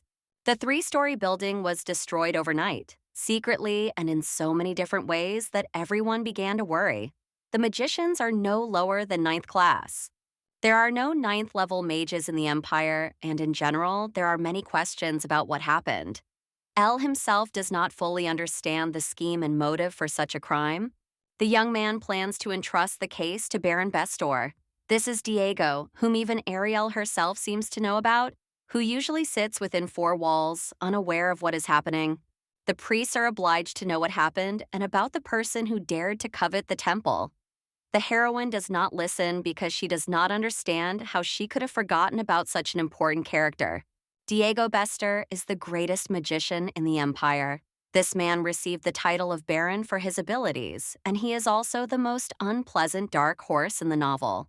This is because the man's true nature is that of one of the demonic dukes who control the world of demons, which has been known for a long time. In the novel, Ariel goes mad with envy of Camille, who has become a true saint, so she makes a contract with Diego Bestor, giving him her soul. Following the contract, Diego causes terrible harm to the saint, but the girl is protected by divine power. In the original story, the 3 main male characters save the beauty. In other words, men are at the top of the list of characters that the maiden should not meet with, so as not to repeat the fate of the novel. She disagrees with Elle's decision. Celestine is most concerned about the prestige of the temple. If the case is entrusted to the magicians, they will simply laugh at the priests in the church after they help. The saint is right, but the mages are the only ones who can detect traces of magic. This is the most effective way to find the criminal who did everything. After using spells, traces remain on a subtle level, and although magicians are called unfaithful, it will still be difficult for them to turn away from the temple with God. The problem is that there is no need to search for anyone, as no magical traces will remain in any case, because the deeds of the gods are so pure that they are invisible. If, after capturing the enemy, Ryehouse makes the information public, then all the inhabitants will learn that the special temple building was destroyed by magicians. The reputation could suffer greatly, as people will think that the security is so poor that some mage came and destroyed the building single-handedly. The girl is worried that everything that is happening will have a bad influence on the faith of the townspeople. It is better to leave everything as it is to maintain what could so easily collapse. Elle again notices that the beauty has changed a lot. She dismisses it, saying that she is concerned about the prestige of the temple because those people are outsiders. The lady's words definitely make sense, so it remains to investigate the matter with the help of the knights without making too much noise. The saint's opinion was listened to after all. The girl curtsies and prepares to leave. She has seen so many shocking things that she is very tired. It has been a strange morning. Bowing her head in response, Elle lets the beauty go to rest. They will see each other again later, and these words have a double meaning that is not immediately clear. Making her way back to her room, the lady sighs. She urgently needs to escape, but she still only has 1,600 francs, which is definitely not enough. Everything is not going as planned. The three main male characters and the suddenly appeared force and mysterious saint descended upon her without warning. Anna knocks on the door before entering. She did not want to distract the saint from her important work, but it turns out that a new message has arrived from the palace. If it is from the imperial castle, then it is most likely from Kyle. Taking the envelope, the beauty slowly unfolds it, realizing that she was not mistaken. The man says that due to circumstances, he will not be able to leave the castle for a while, but then he will return. The lady has never been so happy to see a piece of paper. She will be able to think about her escape in complete peace for several days. The maid also reminds her that she has found out something important. For some reason, 10 days ago, a carriage sent by the priest himself left for Tiago. The girl jumps up in surprise. Messengers have already been sent to that city. Taking into account the time spent there, it will take about 2 weeks, but no more. Everything will be fine, but even the nun herself does not understand what is happening. After all, first a special building collapsed, and then people began to rush back and forth incessantly. There was talk of a new saint, known only to high-ranking people, including Ryehouse. It was 10 days ago when the man decided to test the girl's strength. The heroine recalls how it all happened and shudders again. She does not understand what exactly this means for her and her plan. A week before telling about the girl from Tia, Elle had already decided to bring her in to test her powers as well. The feelings are more than unpleasant. As soon as the lady arrives, thanks to a simple measurement of her holy power, everything will become clear. But then the motives of the young man who decided to find out about her power are unclear. There is no time to think. The plan needs to be adjusted quickly while there is still some clue left because it will only get worse. The heroine arrives at the meeting place. It is the eastern part of the ceremonial hall, the third column, where they meet the boy from the Thieves' Guild. Since everything has already happened with Tiago, there is no time to stand still. Anna volunteered to go with her mistress. The beauty had long noticed that the girl's soul did not belong to the temple, so she asked to go with them. The brunette had put a lot of effort into becoming a junior priestess. Nothing else matters anymore, not even everything that happened before. Ever since the girl came to Ilium, she had been living in doubt, but it was the saint who reached out to help her.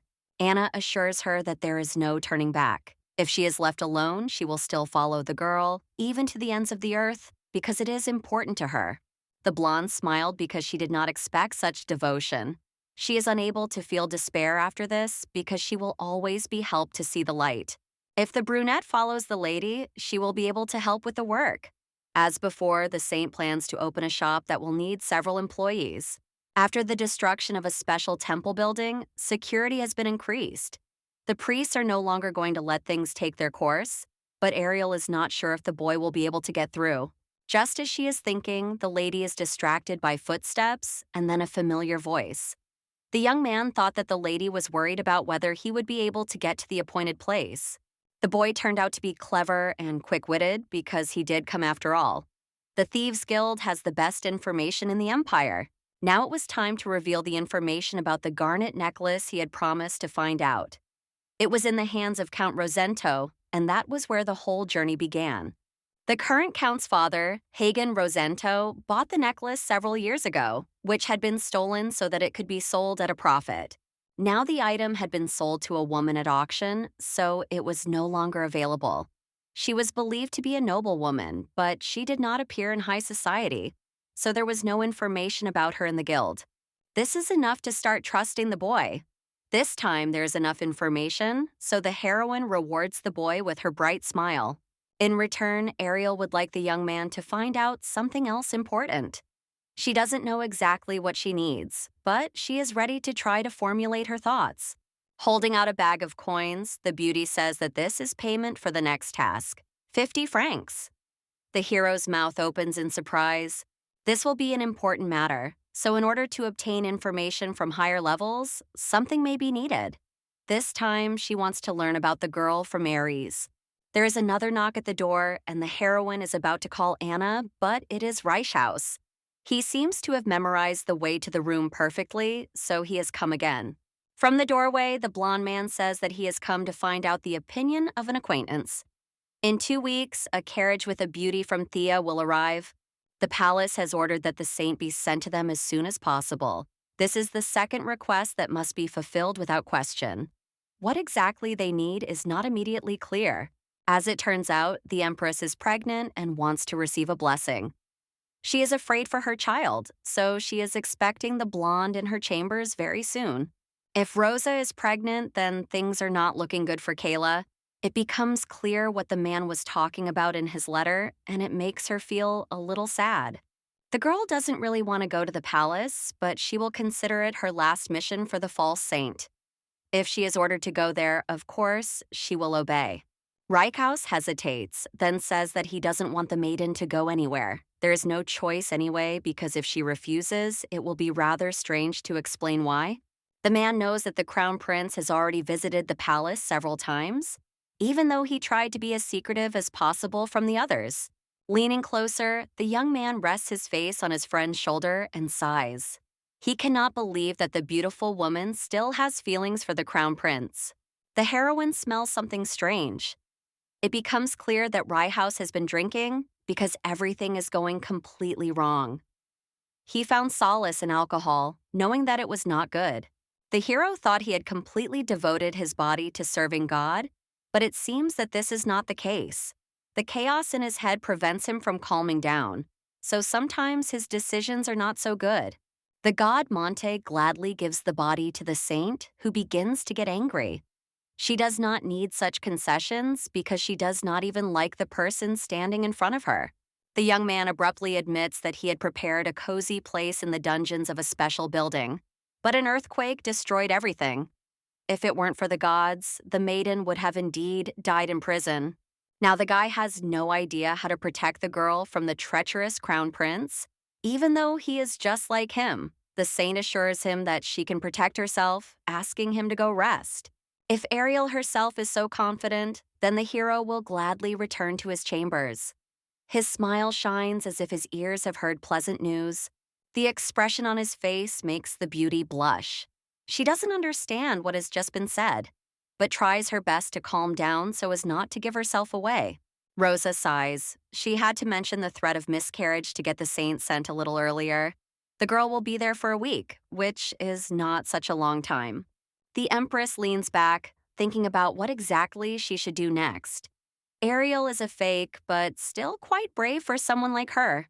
The man assures her that the boredom won't last long. The sister looks away, her gaze remaining skeptical because what is happening is not entirely entertaining. The girl's brother, Alberto Michael, smiles back, saying that it's worth waiting a little longer to see something exciting. It's not worth asking for too much. The blonde couldn't have imagined that the one who was called the family's libertine would play such an important role in her sister's life. He pleased her with his actions. Once everything is over, the young man expects praise. The saint and the high priest surely think that killing the maid who knows the secret will be enough to avoid disgrace. They did not know that Annie was madly in love with Michael, who, of course, did not miss his chance and took advantage of what came his way. If the girl's divine power had disappeared because a new saint had appeared, there would have been nothing they could do. But everything is completely different. The fact remains that the girl was a fake from the very beginning, so there could be no question of divine blessing. It would be easier than easy to fool them. If something went wrong, Rosa could blame the miscarriage on Ariel and Kayla, who would not try to escape because they would lose.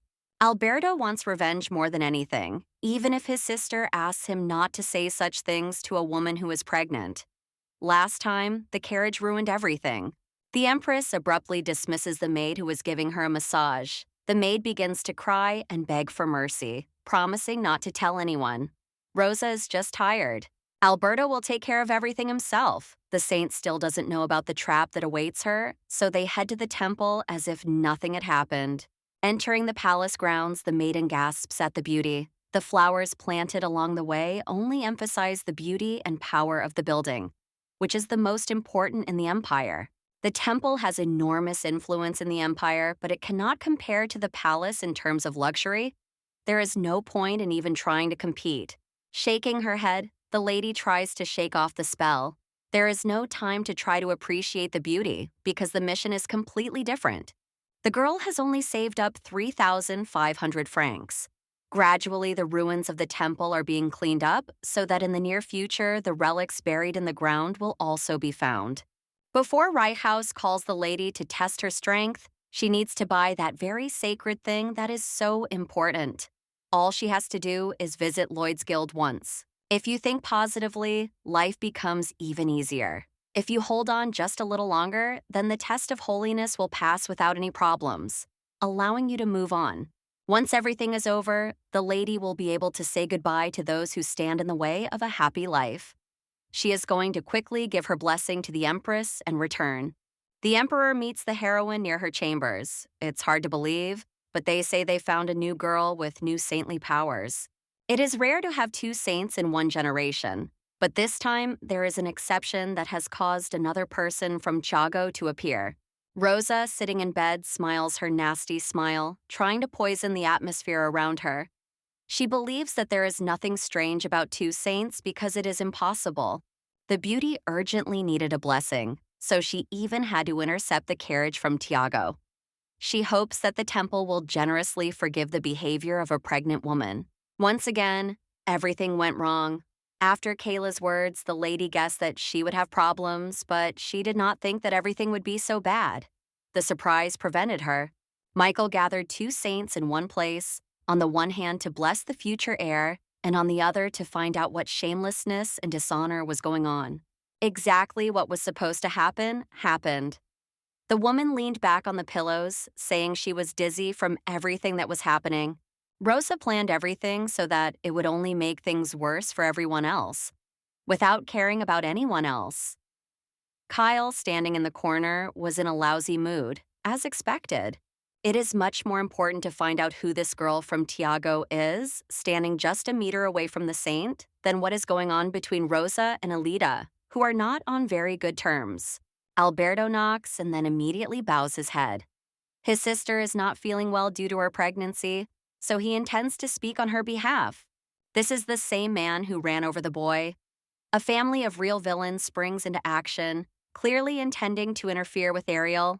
Pointing his finger at the beauty, the young man declares that she is deceiving the entire imperial palace by pretending to be someone she is not. The man asks Michael to be quiet, but Her Highness says that it is the truth, not just lies. She was shocked when she learned the whole truth. Perhaps the saint will remember a maid named Annie. She used to be a personal servant, but then she disappeared somewhere. After everything that happened, the beauty decided to tell the whole truth and confessed all of Alberto's sins. She was worried that if everyone found out, it could cause an uproar in the empire. A true saint appeared in Tiago at just the right moment. One who this time would not lie, only in her words. She is more righteous. The blonde frowns. Again, everything went wrong, but this time it was much worse. She couldn't imagine that the maid was working with the empress and her brother. They dug deeper into the castle and found out that Ariel had been paying Annie a little extra every month to keep her quiet. As proof, the young man somehow got hold of a letter with a confession from the maid, who disappeared immediately after sending the message. On top of all this, the lady sent a letter with a proposal to the crown prince. Now it became clear that the scoundrel who ruined Celestine's life was involved in everything. When the emperor asks his son what this is all about, he turns away, saying he knows nothing. That's all that can be said in such a situation. When Alberto heard from the maid that Elita was involved, he didn't believe it at first. But since they had a secret relationship, it became clear that they had exchanged secret letters about their engagement. There is no point in continuing. The empress covers her mouth with her hand, pretending to gasp. The acting remains at the highest level because that is what the girl herself wants. The crown prince rises from his seat, pulling the sword hilt with all his might. Sir Michael should be more careful with such statements, lest he lose his life. Addressing the emperor, the man tries to express his fear because Elita has taken it upon herself to threaten everyone else. This makes it all rather scary. After what happened, the only one left to ask for an opinion is the saint. There is no point in saying anything because everything that was hidden has become known to most of the people in the room. Judging by what Alberto said, he decided to call the beauty a fake based on the fabrications of some maid, thereby deeply hurting her feelings. A real saint has appeared, but the lady continues to pretend. The heroine wants proof that this man is not a fake. In such a short time, the palace was able to carry out a procedure to confirm sacred power, which in fact is determined only at first glance. Lady Tina healed a deer with a broken leg and performed a miracle by giving sight to a blind man. Many residents of Theaho witnessed this. Ariel herself, saying that her body was very weak, constantly stayed in her room, not intending to go outside and show herself as a person who has a connection with the gods. Since His Majesty says nothing, it would be best to call the palace doctors, who will surely help to figure everything out better than anyone else and render their services. The king agrees to perform the ritual, but Alberto continues to nod. He does not believe that the saint did not use dirty methods to arrange everything in advance. The imperial palace is not so weak that an outsider could easily deceive everyone around. The girl only asked to call the doctors. The lady did not suggest any specific method, but they have already tried to accuse her of what she is doing. The knight continues to resist without any reason. It seems that the son takes after his father, who also has problems with aggression. The hero wants to know what Ariel is going to do next. The situation worries the crown prince, but the best he can do is remain silent and observe the situation from the sidelines as a spectator. The gods begin to criticize Michael and also say that it will not end well. Very soon the situation will be completely reversed, and now the lady herself will be on the winning side. The doctors have arrived. The next thing the saint asks is to draw the curtains so that the room is completely dark, and then it will be possible to work in peace. The girl has prepared only a few important things, so she asks the others to bring the necessary flour. With its help, everything will soon become clear. The guards brought in a white lotus, which glows beautifully like a nightlight that attracts attention. The girl can see the light that emanates from it. The white lotus is a rose that can be seen by those who have sacred or divine power. The saint who arrived from Tiago must also see the same light that spreads throughout the room. She has power, so she should not be surprised. Everything was clear at first glance. Camilla from the original novel is a girl from Aries with beautiful hair, and if nothing else matches, there can only be one answer. This maiden is exactly the same as Ariel herself, which means she is a fake who is completely insignificant. Holding out a rose, the heroine asks the doctors to make an extract from this flower for tea, which will then be drunk by both contenders for the real girl, blessed by the gods. The heroine also asks for an extract from the white death flower. This impulse greatly surprises the people gathered in the room. The flower of death is beautiful and snow white, just like the lotus, so it is very difficult for the untrained eye to tell them apart. However, one of them contains a deadly poison that can kill a person in a matter of seconds. A true saint can easily tell which tea is made from lotus and which is not. This is the only way to know for sure. The beauty is not going to test her power only by identifying Lotus Tea, because that will not be enough. The fake must have the courage to die if she makes a mistake. If it becomes known that Ariel is not a real saint, then the positions of the prince and the high priest will be shaken. All forces must be thrown into defense. If the empress brings in someone from outside, there will be no point in trying to suspect her. In this case, the game becomes more intense. The lady is surely seeking to overthrow Elita, who is the heir. Her plan is quite simple, so it was easy to expose it. Tina can indeed see the light of Lotunia. She does not have sacred power, but she has divine power that will help her. Even in this case, she would have coped with the role of a false saint better than Ari, who is a dummy. The procedure for confirming sacred power is not difficult and can be done simply by forging documents. This way, it would be possible to outsmart the real character. Nothing will work out because they are not dealing with the real Ariel, who came from a completely different world. Despite her pregnancy, Her Highness is trying to figure out the fake girl with power, so the heroine even wants to reveal the truth to calm her down. If this somehow harms the woman's pregnancy, then there is nothing that can be done. She knows what she's getting herself into because she has the right to choose. Nodding her head, the lady asks His Majesty to do just that. There can be nothing worse for her pregnancy than state problems that will not subside until the truth is known. The doctors prepared a cup of tea from each plant.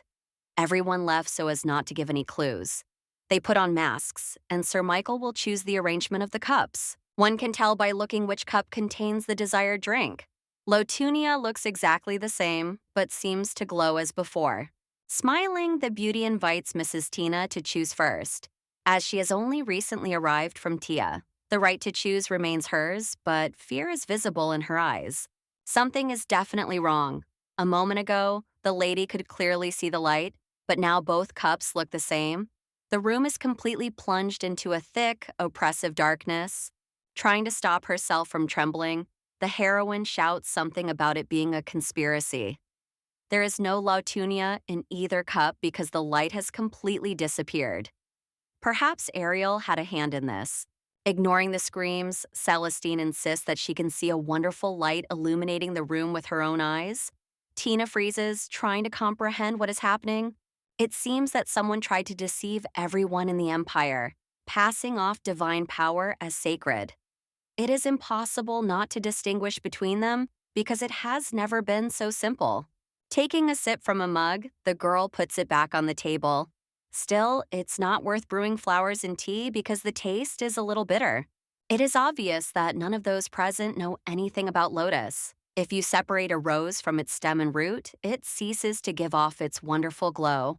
Tina continues her hysterics, which are gaining momentum with each passing moment. She sees no light, so she screams about the same thing over and over again. Turning sharply to the Knight Michael, the girl says that they had agreed on something completely different. She did not sign up for disgrace. Alberto promised wealth and honor from Elium, but in the end, he provided none of the above. Forcing the lady to drink from the cup, the young man shouts about how she dared to deceive everyone. The beauty is finally pushed aside because the crown prince lunges at the knight. He noticed that the cup contained poison, which the man had specially selected.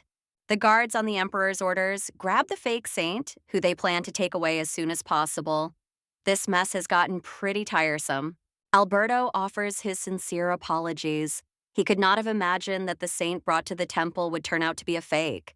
Piercing the hero with an icy gaze full of malice, the man asks what they have done to him. The guy blamed the temple's followers for his crazy act. Forcing the empress's brother to kneel and beg for forgiveness, Elita steps aside to let him pass. Ariel looks down at him. This man speaks and behaves disgustingly towards people, and considering his actions, he does not deserve forgiveness. Alberto believes that human life is nothing more than a toy. Bending down, the lady touches the young man's cheek, and he instantly turns around. It feels like he has been hit, but he hasn't. This is called a magical sign that the beauty has received.